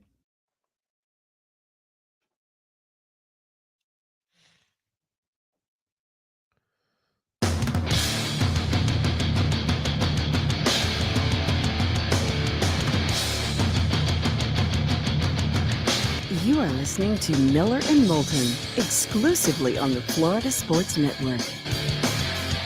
And now here's Mark Miller and David Moulton. Bonus hour, final hour of the week. Miller and Moulton, Florida Sports Network, floridasportsnetwork.com. Thanks so much for being with us. Good, bad, and ugly. What's on tap today was the day when, and our final thoughts roughly 40 minutes away. Couple of little things. Couple of texts that we just received. One, you're right. A couple people pointed out Bettman didn't present the cup this year to the Avs. Right. COVID. But you are correct, as we were talking about that. A couple of people chiming in on the poll question, saying that they don't necessarily love Steph, but they tolerate him. Out of the 4 we have, he's the most tolerable. Wow. And then the other 3, by the way, are Tiger, Jordan, and Deion Sanders. Likeable arrogance. And lastly, wanted to get something we were talking about earlier, and we kind of blew off in that last segment, your 10-run rule. We were talking a little baseball earlier and talking about the Pirates and the Yankees. Because the Pirates play-by-play guy went off on his own team for throwing the second baseman out there in the 9th inning, who then proceeds to give up like 8 runs. And he's like, this is a joke. In fact, he used that exact phrase. Yes. And he spent most of the half inning just railing on the decision-making of the organization to make a mockery of this game and sport, etc. And we raised the specter. Listen, this is a bad situation. You're down 8-0, 9-0. You're down 8, 9, 10 runs. You got 1 inning to play. It's trying to make the best of a bad situation. A lot of teams nowadays don't want to burn 15 to 20 pitches out of a pitcher in a hopeless cause because, let's face it, starters don't go deep anymore. You need all these arms. You need these pitches. It's not like the old days when you had a game like this and you went, well, thank goodness our ace is coming tomorrow or whoever's coming tomorrow because I know I can get 8 innings out of him. Yeah, and you threw the long guy out there, and it didn't matter if he threw 2, 3, 4, 5. Didn't matter how many runs he gave up. Basically, your job is save the bullpen and go out there and take a beating for us. And it didn't matter how many pitches he threw. Now, oh, no, we're counting pitches, baby. So they throw a second base. Was it A.J. Hinch and the Tigers about 3 weeks ago? Yeah. Used 3 position players to pitch the 7th, 8th, and 9th innings of a blowout loss. That's a joke. Yeah, that's complete fiasco. And this is A.J. Hinch. I mean, he's won a World Series as a manager. He's thought of as one of the best in the game, actually. He didn't even hesitate. They were going through a rough patch. His staff had been used up. He said, well, this game's lost. I'm not going to make it worse. And so we raised, what if Major League Baseball? Because you got to admit, it's a sport that is different from the rest. We've said this about football, though, too. Like, there's not enough guys on the roster to take all your starters out in a blowout. Right. You are running the risk of getting a starter hurt with a 5-touchdown game with 6 minutes to go because you can't get all your starters out. And we think that that's one of the reasons why all those guys they pay not to play should be eligible to play. But, the NBA, you just grab guys, 8, 9, 10, 11, 12 on your bench, and you go, well, play the fourth quarter. This game's over. We're down 30. Hockey, you know how it is. I mean, Hockey, the game becomes a little softer. And also, unless one team takes it the wrong way. But a lot of times you're just playing a glorified shinny at that point when it's a 7-1 game. And also, what do? You start really using your third and fourth lines, guys who don't get a lot of and your third defensive pairing. I mean, those 8, 9 guys, they play a lot in the third period. But in baseball, as we said, with the pitchers, right? What do you do? And you asked me, would I be an advocate of a 10-run rule? And I was going to answer you no when you initially asked me the question. I thought about it through the break, and I've thought about it the next segment because we did pull a great Entertainment Tonight tease. You asked me a question leading into the 8:38 segment, and I'm answering your question at 9:05. Well, that's a good job by us. Yeah. Not on purpose, but right. We did pull it off. But upon further review, I'd rather, out of the two choices you gave me, 10-run rule or wave the white flag in the 9th, I'd rather see a 10-run rule. I don't like the idea of a team quitting. So you don't like the idea of the manager of the Pirates who was not going to put a regular pitcher in the game. I think it was it 9-0 going to the 9-0 going to the 9th inning. So technically would not have qualified for the 10-run rule. But you don't like the idea of the manager could just look over at Boone and say, hey, we're done. If it's okay with you, we're done. That just has a little league scrimmage feel to it to me. Okay. But then when you take the second baseman and put him on the mound, then it has a real little league feel to it. And by the way, you just caught me in my own words right there, and there's not a damn thing I can do about it other than swallow the pill. Well, and also, who was it you went to when you were getting just crushed in Little League? You figure the pitcher, and then the second best pitcher was probably the shortstop. Right. All right. And then the third best pitcher is probably the center fielder. So if you're getting drilled in the 7th inning of a Little League game, you probably are going to the second baseman or third baseman. Second baseman, third baseman, maybe the catcher. Yeah. I had to fill in occasionally. I'm like, wait a minute. I have to pitch? Yeah, it's 13-2. I'm not using Tommy. He's pitching Thursday against a good team. Oh, great. Thanks. Louis Ochoa for us, our second baseman. Only kid at 12 that could throw the hook. He'd come get us out of an inning. Still remember that name. Henry Gaddis was a lefty for us. Okay. Threw a little 3-quarter, couldn't throw strikes, but when he did, it was unhittable. Okay. And they're both quirky and little leaguish, but 16-0's a joke. Now, I will say, though, it wouldn't apply to the 10-run rule. Right, because the inning started, it was only 9-0. So you complete the inning in a 10-run rule. But would you be in favor? And yes, there have been some legendary comebacks where a team has at some point in time been down 10 or more runs and come back to win. There's no question about it. But the other thing, like I believe in baseball and softball, don't you have to play in softball? You got to play 5 of the 7 innings. Yes. It has to be 10 or more runs having played 5 full innings. And I'm guessing it would be in baseball 7 innings? Well, 5 out of 7, 71%. So 7 out of 9 is almost 78%. So yeah. Okay. Would you be in favor of if they did that? At the rate they're throwing position players out to pitch now, this was not something, and Seth Everett teed off on this on Wednesday on our show. This is not something that happened at the regularity it's happening right now. No, it might happen 3 times a year a generation ago, and now it's happening 3 times a week, it seems. It happened 3 times Tuesday night. That's not an exaggeration. It happened at 3 different games on Tuesday night. And with a talent gap like there is in baseball, with the haves and the have-nots, it's going to continue. And especially with the home run or bust offenses, you get a night where they're hitting the homers, you can get these scores. It's complicated, though. You You got TV. I mean, most of the Oh, I money's don't think- coming from regional TV, and they're like, hold on a second, you're taking 4 commercial breaks away from us? 3? I don't think it'll ever happen. I don't think this has a snowball's chance in hell of ever something like this ever happening because of what you just mentioned.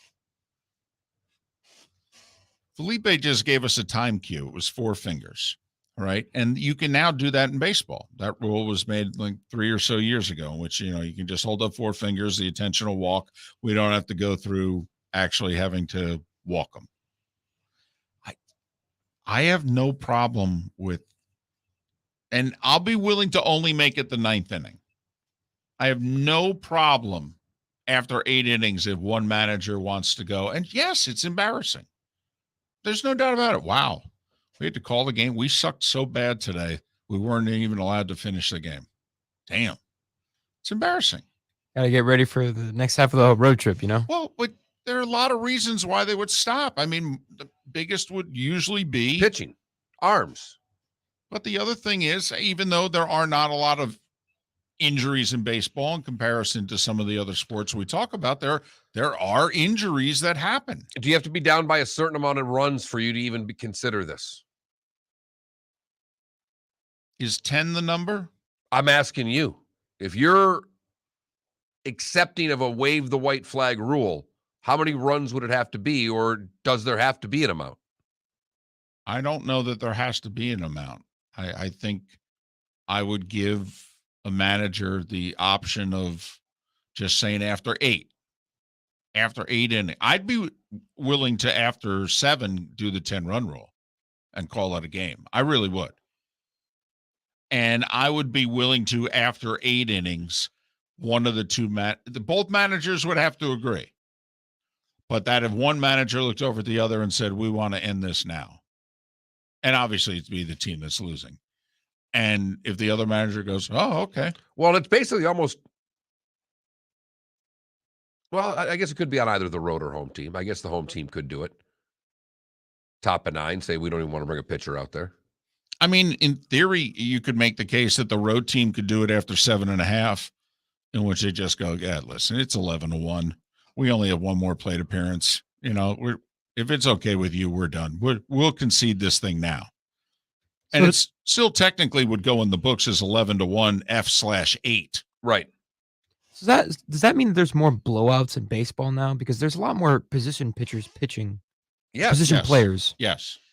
There's just more run production because of the home run. There's more variance. Right. We think that there are more blowouts because position players are being used so much more. Maybe the ratio is the same, but they're much more, cognizant of the number of pitches that pitchers are throwing. And so maybe that's why they're using the position players more, but the blowout rate's the same. But it just seems as if the blowout rate is higher. And as you mentioned a moment ago, there's such a disparity. There are so many teams that are not good, intentionally not good, by the way, that we think that this is going to continue for a while. I mean, here's the deal. Let's be brutally honest, Mark. How do coaches get fired? There's usually 3 reasons why they get fired. But one of them is if you lose the room. To me, there's got to be a score in which if you go, hey, Booney, 9-0 after 8, we're done. We're done. Safe flight. We'll see you in August. In which you walk into the clubhouse and your guys aren't all over you. Right. And that's the thing I've been thinking about throughout all of this is how is this going to react in the room? I think after you do it once, I think the room would be okay with it. Could be wrong. Golfers, are you bored of the same old driving range warm-up routine that's not getting you the results that you want on the course? Power up your golf swing by adding resistance bands to your range sessions with the Orange Whip Golf's Power Strap Kit. Featuring band attachments to your feet and hips, Power Strap resistance training will boost clubhead speed, increase power, improve flexibility, all with just a few swings. Buy a Power Strap Kit today.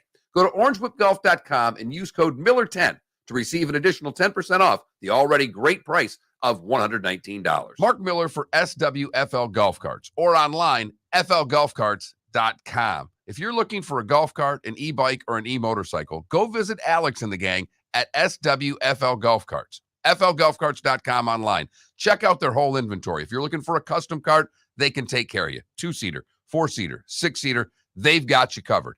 E-bikes, nobody better for value and service. E-motorcycles, check them out. Again, FLGolfCarts.com. FLGolfCarts.com. Bring your big mouth to John Smith Subs and indulge in their overstuffed subs with the freshest quality ingredients. Enjoy our famous steak bomb with perfectly grilled marinated sirloin steak topped with provolone cheese, grilled onions, peppers, mushrooms, crispy bacon, juicy tomatoes, and creamy mayo.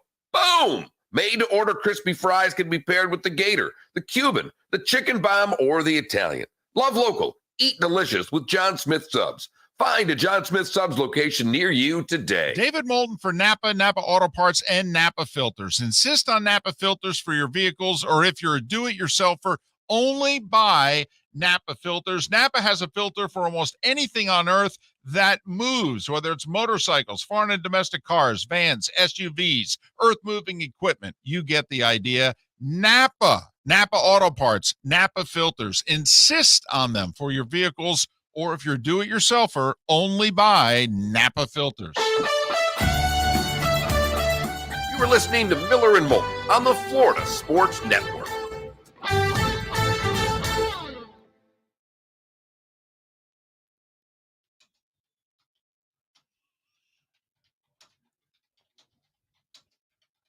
By the way, even my wife thought Emily Kaplan was awful last night. Jeez. Although I will say, women are much harder on women on TV than men are. Yes. Well, it's just some of the. How does it feel to get? I know it's a hard thing, but some of the questions she was asking, especially of the GMs, were just. So you picked him. What do you think of him? Right. You can't do any better than that. Instead of why'd you pick him? Yeah. What do you think? What does he have that Right. the others didn't? I mean, there's a million ways to ask that same question. Right. That's all. Right. By the way, this is the match that these two are doing. There you go. You know, we saw Gilbert and Is this court one too? I'm guessing it's court one. A doubles semi? yeah. It's got to be court one. Got the doubles. I didn't think you were allowed to be. I was just going to say the same thing. I thought you still had to serve in the singles I thought you had. Yeah, I didn't think in you the were- court, if you know what I mean. I didn't think you were allowed to be that wide. Apparently you are. Huh? Well, that's not very good.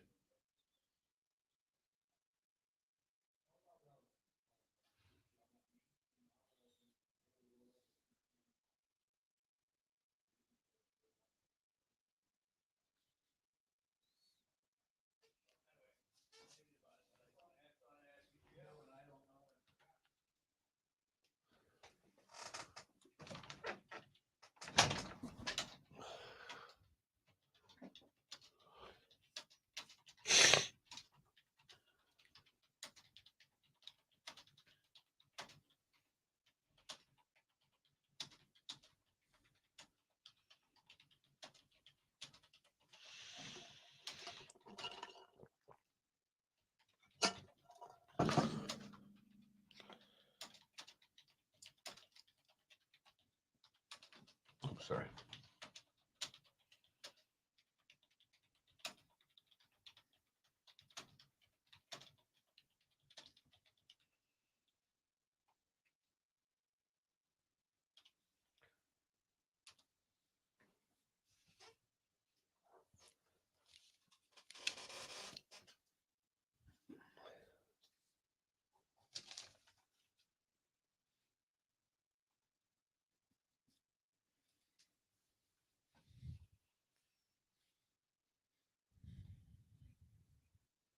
Well, RCB, there's definitely issues. I mean, listen, was it Hicks? It's Hicks, right? Who hit the slam? Yeah. I mean, he was struggling. That slam helped him. He had another homer, I think it was last night. I mean, it helped to break him out of a funk.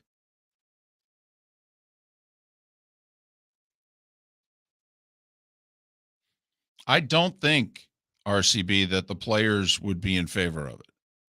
But I'm not sure that they have a vote to stop it.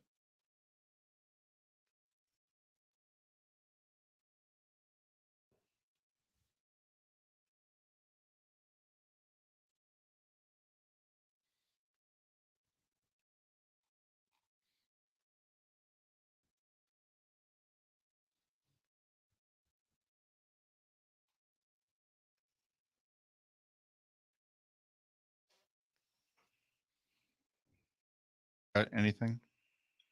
Looking, I got a little thing. I don't know if we can do the whole segment Okay. on it, but I got a little thing.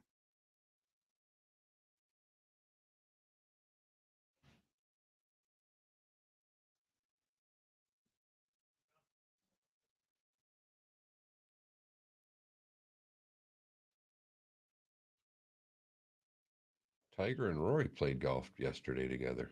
Yep. Because neither one is playing the Scottish. Right. Tiger played the Pro-Am, and that's it. I got to admit, Tiger looks old. Max Homa's tweet. Yeah. At dinner tonight. Yep. She's going to be a great mom. Yep.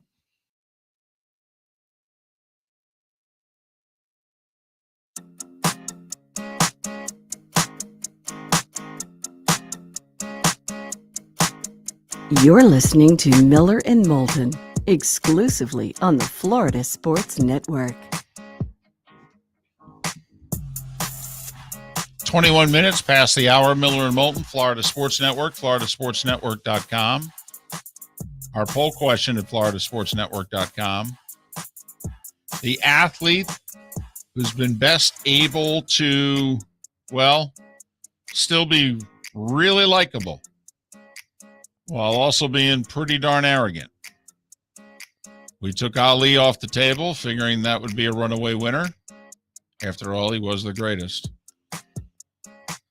But we put Jordan, we put Tiger, we put Deion Sanders, we put Steph Curry. That's our foursome. Vote, floridasportsnetwork.com. There was a first yesterday in the NFL, Mark. Really? And it's a interesting story for a couple of reasons. So the Raiders hired a new team president. What was it, like 2 months ago? Yep. They fired a guy, and he's suing them and alleging that a lot of misconduct by Mark Davis, and he's inappropriate in a couple different ways with employees, particularly female employees. And so the Raiders hired a woman as team president yesterday, who also happens to be black.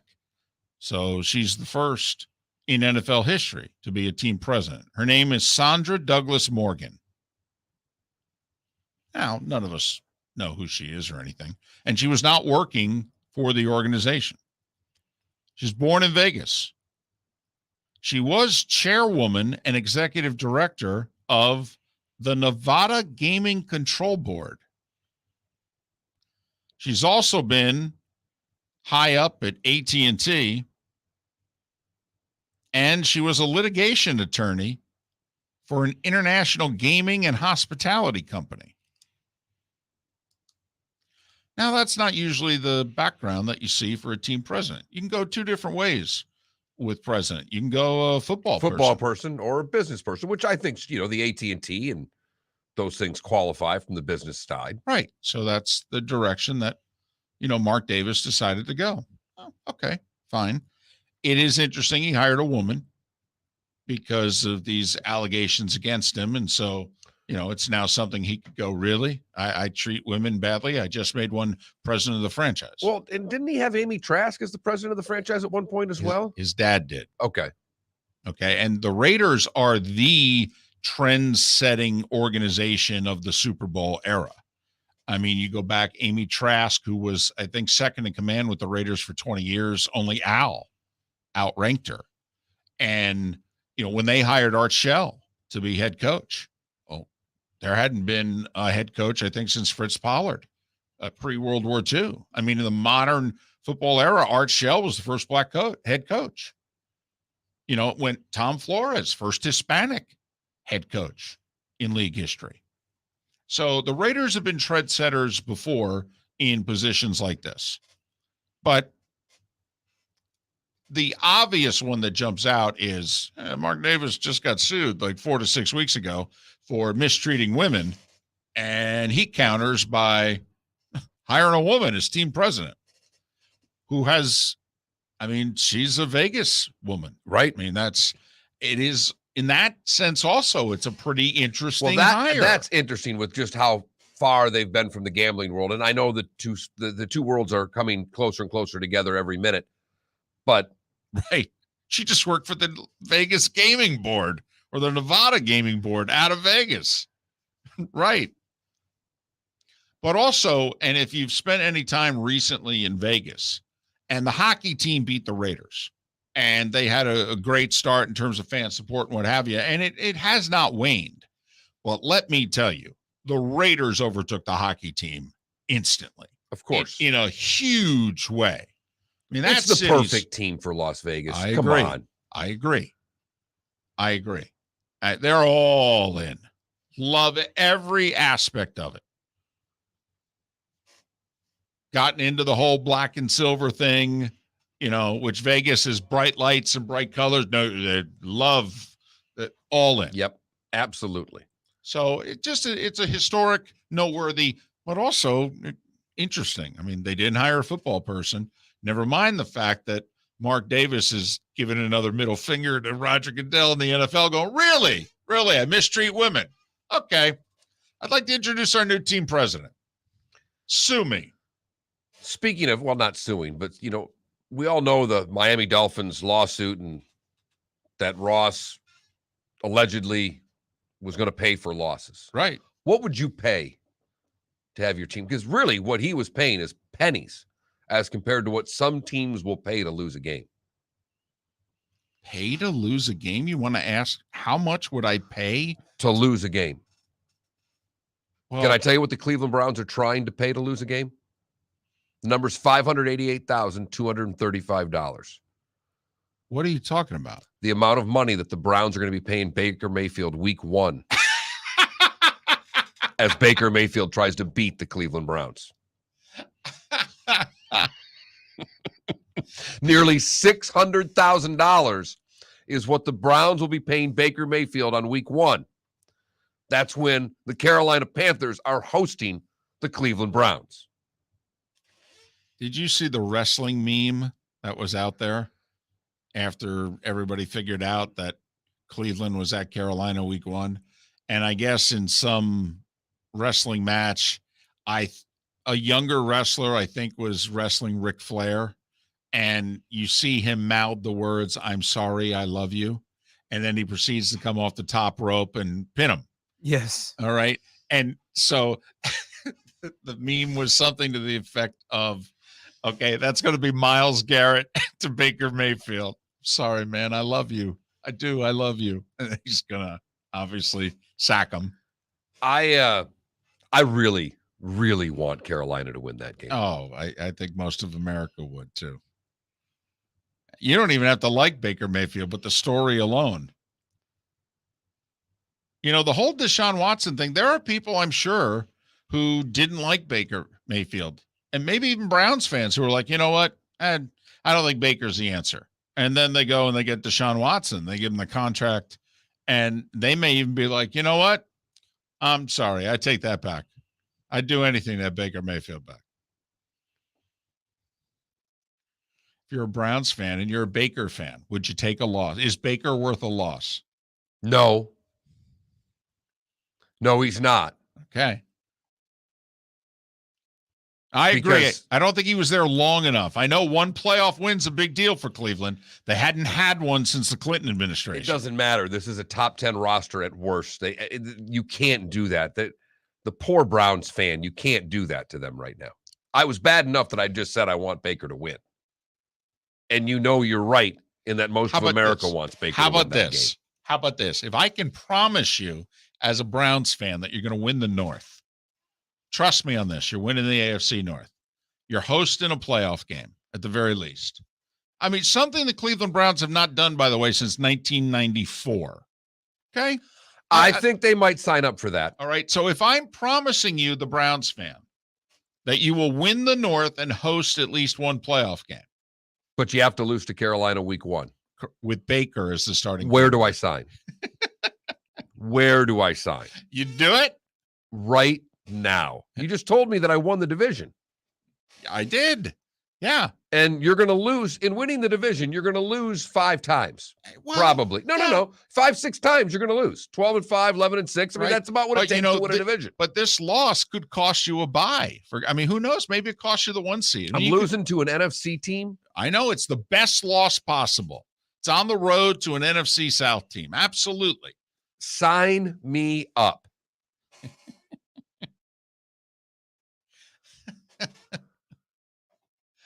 It is interesting if you think about it. How many players in your favorite team's history is worth a loss? Like when they came back and if they played against you and you're like, you know what, today, I'm okay if we lose today. Well, I don't think there are very many fan bases that are okay with the loss with the player, but you threw the caveat on top that they're getting you're looking past all of that. Right.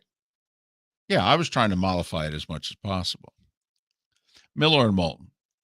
Good, bad, and ugly. What's on tap? Today was the day when. Final thoughts. It's all next. Golfers, are you bored of the same old driving range warm-up routine that's not getting you the results that you want on the course? Power up your golf swing by adding resistance bands to your range sessions with the Orange Whip Golf's Power Strap Kit.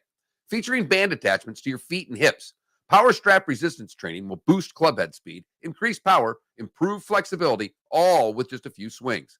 Buy a Power Strap Kit today.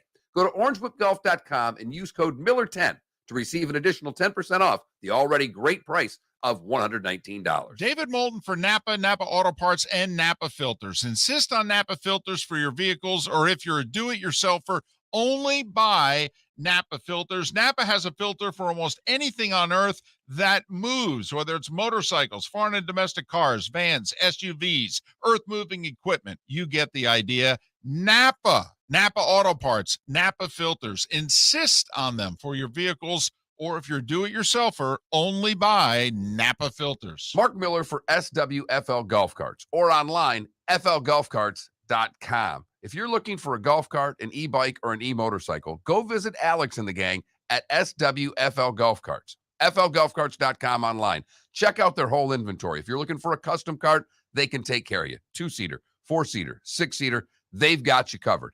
E-bikes, nobody better for value and service. E-motorcycles, check them out. Again, flgolfcarts.com. flgolfcarts.com. Bring your big mouth to John Smith Subs and indulge in their overstuffed subs with the freshest quality ingredients. Enjoy our famous steak bomb with perfectly grilled marinated sirloin steak topped with provolone cheese, grilled onions, peppers, mushrooms, crispy bacon, juicy tomatoes, and creamy mayo. Boom! Made-to-order crispy fries can be paired with the Gator, the Cuban, the chicken bomb, or the Italian. Love local. Eat delicious with John Smith Subs. Find a John Smith Subs location near you today.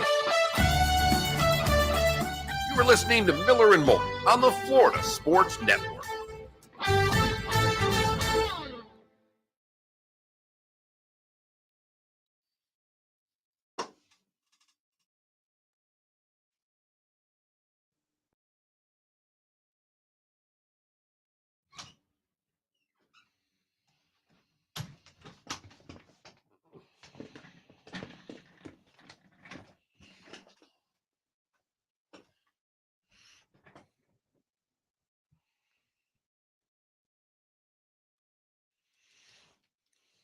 God, ESPN's just excited. I get to show fucking doubles. It was Rafi. Yep.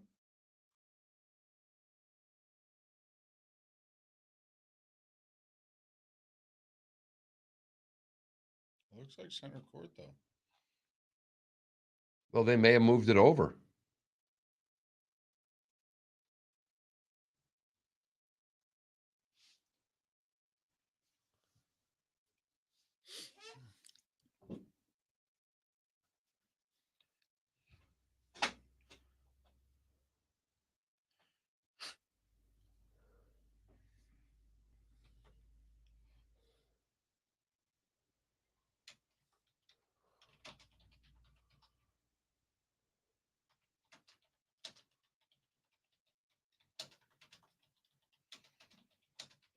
Oh, crap. Is Bill Kramer coaching again? Why do you ask? Which Southwest Florida high school has a new AD and is exploring adding football? And it says, okay, they just asked advice from Kramer. Okay, that's all. Sorry, because I can't read the article.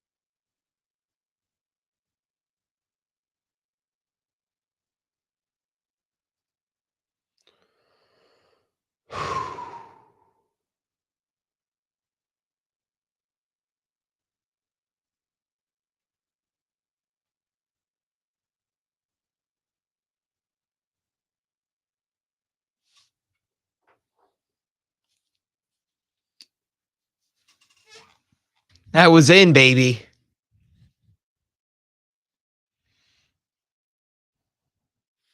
Yeah, I don't think so, Canada Relief, but that would be fascinating.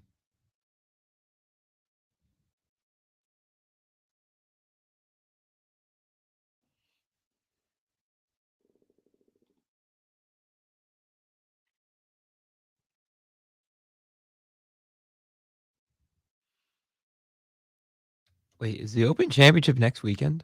Mm-hmm. So you can buy the 1987, 86, 87 Richard Petty Pontiac Grand Prix. It's on auction. The STP 43. Right now, the bid is like 13 grand. That's it. $14,343 is the current bid.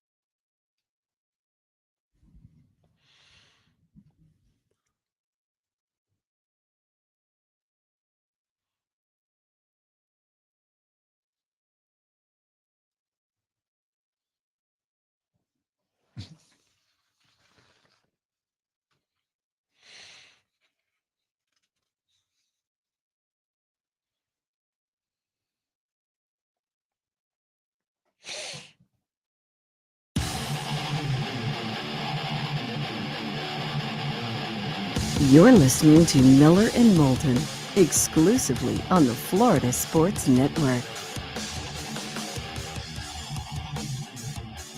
It's 22 minutes before the hour. Miller and Moulton, Florida Sports Network, floridasportsnetwork.com. A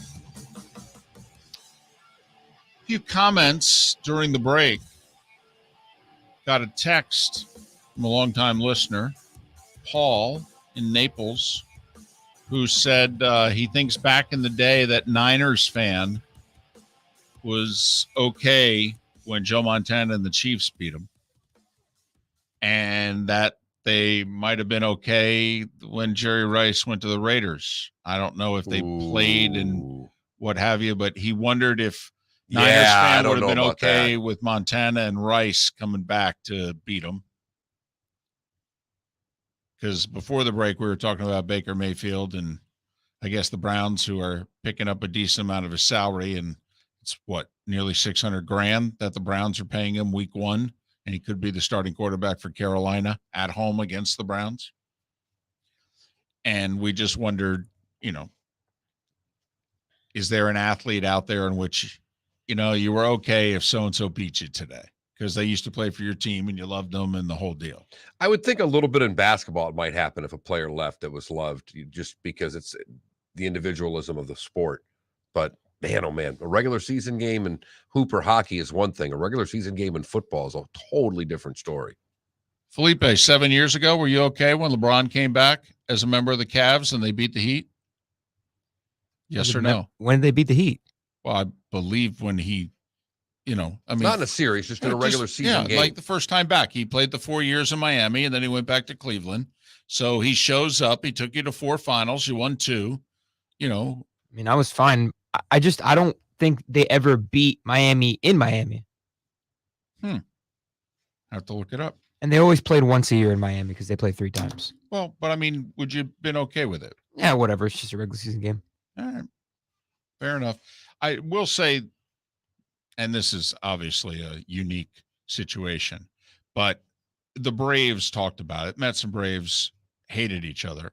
They're not on each other's Christmas card list now, but it's not like it was 20 years ago. And that was the first sporting event in New York after the attacks on September 11th, was that infamous Mets-Braves game. Piazza hits the 2-run homer in the 8th to win it 3-2. And Braves players who are like, we hate these guys. Hate them. And most of them said, not crazy about losing a game, really not crazy about losing a game to them. But if we had to lose one, I'm okay with that being the one. It's time for someone to take back this segment, if for no other reason than to stop David from talking about Meghan and Harry. Here's Mark Miller with Today Was the Day When. So obviously we write the Declaration of Independence. It made the paper yesterday. It was today in 1776 that Colonel John Nixon gives the first public reading of the Declaration of Independence to a group of citizens in Philadelphia. That had to be can't you imagine that's a crowd getting fired up? Well, and also today was the first time they ever rang the Liberty Bell. All right, because of the Declaration there of Independence. So, 4 days later, we moved slower back then. 1778, George Washington's headquarters at West Point for the Continental Army. Don't know whatever happened to that place. 1796, the State Department issues the first passport. I love this one, David. 1889, John L. Sullivan defends the last officially sanctioned bare-knuckled World Heavyweight Prize-Fighting Championship. Jake Kilrain's trainer throws in the towel, David, after the 75th round. 75 one-minute rounds, and finally, Kilrain's trainer throws in the towel. 46, baseball grants a $5,000 minimum salary. When? 46. 47, reports are broadcast that a UFO has crash-landed in Roswell, New Mexico. We haven't got over it since. I was going to say, not that anybody bought it or anything. Right. Today in 1960, Fidel Castro ends Havana's international team, the Sugar Kings. They moved to New Jersey. Also in 63, Australian Margaret Smith wins her first Wimbledon, beating Billie Jean Moffitt in straight sets. Randy Moffitt, pitcher for the San Francisco Giants. 67, Billie Jean King would win second of 3 straight Wimbledon titles. In 76, Randy Jones records his 16th win before the All-Star break. It would be a National League record. He would stagger down the stretch, but would hold on, I believe, to win the Cy Young. Kuzman finished a close second. 78, Borg wins his 3rd straight, beating Connors in straight sets. Today in 1980, the Go-Go's released their debut album, the first all-girl band ever to have a #1 album. 82, Billy Martin records his 100th career win as a manager. 84, McEnroe takes down Connors in straight sets and a whooping. 1-1 and 2, right? 2 years earlier, Connors beat McEnroe in 5. That's when John was at his height. And it's probably next to the Lendl loss at the French Open. It's probably his second most bitter defeat, and he got his revenge 2 years later. 1988, the Miami Arena opened today. 1990, World Cup, West Germany on a penalty, 1-0 over in Argentina. What was it a lot? West Germany. Right. That's why I threw it in there. 92 would be a year before they played with the Marlins, unveiled their uniforms today, and Melrose Place debuts. Got to admit, I was a fan. Yeah, you were. Well, just You can admit it now. It's okay. I admitted it then. I was just saying, a lot of pretty people on that show. Whew, was there ever? 95, Steffi wins her 6th Wimbledon. 96, the Spice Girls released their debut single, Wannabe. Whatever happened to them? One of them got lucky and married David Beckham. 2000, Venus Williams wins her first Grand Slam single title, beating Lindsay Davenport. 2001, Venus again. 2007, Federer beats Nadal in 5 sets. I believe that was the 5th of his 5 in a row. It was. 2010, Paul Goydos becomes the 4th and oldest player to shoot 59, doing so at the John Deere Classic. It's 12 birdies, 6 pars. And in 2012, Federer again, his 7th, beating Andy Murray in 4 sets. Murray, I think, would win the next year to finally end that drought. Those born today that are no longer with us. John Pemberton. He invented Coca-Cola. John D. Rockefeller. Nelson Rockefeller. And Rune Ardlich. All born today. Those that are still with us. Jack Lambert, born today in 1952. Kevin Bacon is 64. Toby Keith is 61. Beck is 52. That's it. That's today was a day one. Short list today. Jack Lambert's 70. Yeah. Plug him in there for a third down. Think he can make the stop? 218-pound middle linebacker back in the day. Was ornery. He's the one with the quote, they lost the AFC title game to the Raiders. Media walked in the locker room, said, well, 3rd time's the charm for the Raiders. They finally beat you. And he said, you tell those blankety blanks, give me a half an hour and a pack of smokes and we'll do it again. You've heard folks elsewhere mock Florida is gonna Florida. Well, Mark Miller sees it differently. He calls it the good, the bad, and the ugly. What you got, Mark? We go to Atlanta, and anybody who's driven Atlanta knows traffic's awful. And right in the middle of I-85 with traffic at a complete standstill and no one moving for quite a while, a harpist broke out her harp and did a concert in the middle of the road. She had just played the Atlanta Country Club and there was a traffic standstill, and that's when Haley Ann Smith said, why not? And broke out the harp. Philly's favorite instrument, by the way. Right. For the bad, we go to Tampa, where Richard Doris was with, I guess, a friend who happened to be 72 and Richard's younger. And all of a sudden, Richard went into a bit of a out-of-body experience when he grabbed the victim by the forehand and began saying religious satanic rhetoric, advising the man he was trying to get the demons out. He would not quit touching the victim, eventually pushing him to the ground, cutting his forearm, and Doris was charged with battery on a person 65 years or older. No word on whether or not he got the demons out. Finally, the ugly. There were calls to the police late last week of a naked man running around I-75 in Sarasota County. Finally, in a traffic jam, the man weaving in and out of traffic naked jumped on the back of a flatbed semi-tractor trailer. Deputies finally arrived and took the naked man into custody. They did not provide details on who the man was, but he was reportedly taken to Sarasota Memorial Hospital for a mental evaluation. And that is the good, the bad, and the ugly on today, July the 8th, 2022. No day baseball today. Djokovic, because there's only one men's semi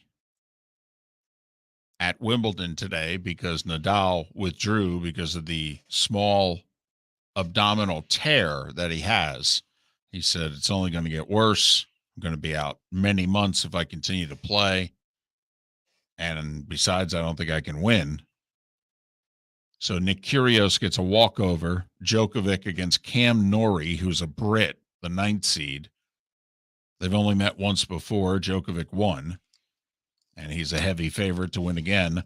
And then it would be a pretty interesting final. I'd be curious who the crowd would be for. I mean, Kyrgios is a bore. And I don't mean boring. I mean his behavior is boorish. I think they'd be rooting for Joker. I don't see how they root for him. It will be interesting because and I don't want to say that it's identical because Kyrgios is not as good as the analogy that I'm going to mention. But, in 1980, they hated McEnroe when he played Borg, and Borg had won 5 in a row. But they were desperate for somebody to give Borg a match. And Tanner had given him one the year before. But when McEnroe took the first set 6-1, and the crowd kind of looked at one another and said, oh, well, we can get behind this guy. Well, and I think that's it. I mean, even in that Sinner-Djokovic match earlier this week, Sinner wins the first set. Well, the crowd was into it. Why? Because they want to see 5 sets. They want to see a match. They don't want to see Joker walk through another guy and, 2-2-1. But to me, also, it'll be interesting to see how Kyrgios behaves because McEnroe was a prince in that first final against Borg. All right. Did not argue a call, did not talk to a linesman, accepted everything. Now, the tennis was exquisite. The famous 18-16 fourth set breaker, he saved 5 match point championship points. I mean, just an all-time great match. But he behaved, and he was praised afterwards. I mean, the British tabloids, just writing about him poetically. His dad was reading the papers flying back from London crying. Okay. Now, the very next year, he nearly gets defaulted in his first match. That's when he was yelling again. And it's why they didn't invite him into the All England club when he won it in 81. They said, no, you're too big of a blankety blank. So curious about Kyrgios, how he's going to behave and what the crowd's going to be like. And we expect it to be against Djokovic. Do me a favor. I know you don't drink liquor anymore, but take a couple shots and give me curious about Kyrgios over and over. That's some good wordplay.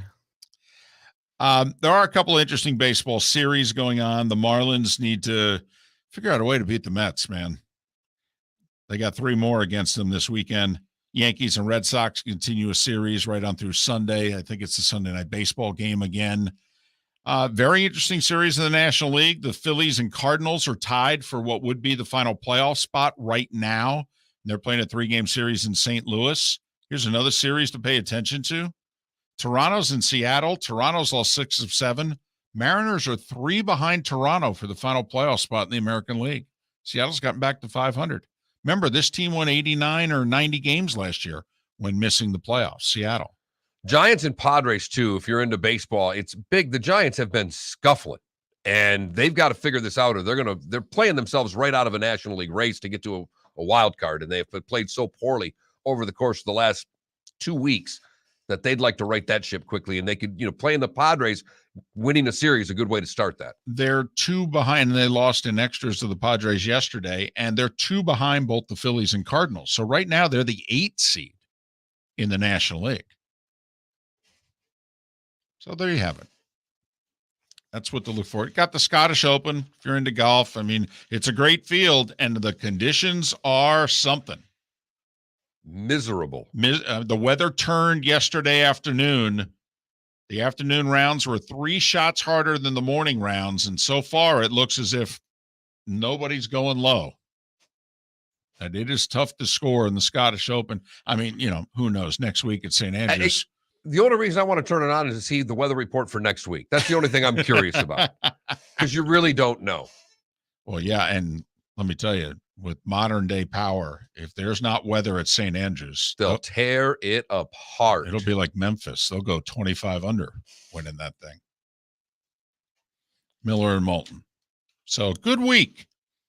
Tom Rinaldi, Mark Lai, Pat Kerwin, Seth Everett, all scheduled to be on our show in the early to mid part of next week. Yeah. Oh, so missing the show, download the podcast. Have a great weekend. Miller and Moulton, the Florida Sports Network. Golfers, are you bored of the same old driving range warm-up routine that's not getting you the results that you want on the course? Power up your golf swing by adding resistance bands to your range sessions with the Orange Whip Golf's Power Strap Kit. Featuring band attachments to your feet and hips, Power Strap resistance training will boost club head speed, increase power, improve flexibility, all with just a few swings. Buy a Power Strap Kit today. Go to orangewhipgolf.com and use code Miller10 to receive an additional 10% off the already great price of $119. Mark Miller for SWFL Golf Carts or online, flgolfcarts.com. If you're looking for a golf cart, an e-bike, or an e-motorcycle, go visit Alex and the gang at SWFL Golf Carts. flgolfcarts.com online. Check out their whole inventory. If you're looking for a custom cart, they can take care of you. 2-seater, 4-seater, 6-seater, they've got you covered. E-bikes, nobody better for value and service. E-motorcycles, check them out. Again, flgolfcarts.com. flgolfcarts.com. Bring your big mouth to John Smith Subs and indulge in their overstuffed subs with the freshest quality ingredients. Enjoy our famous steak bomb with perfectly grilled marinated sirloin steak topped with provolone cheese, grilled onions, peppers, mushrooms, crispy bacon, juicy tomatoes, and creamy mayo. Boom! Made-to-order crispy fries can be paired with the Gator, the Cuban, the chicken bomb, or the Italian. Love local. Eat delicious with John Smith Subs. Find a John Smith Subs location near you today. David Moulton for Napa Auto Parts, and Napa Filters. Insist on Napa Filters for your vehicles, or if you're a do-it-yourselfer, only buy Napa Filters.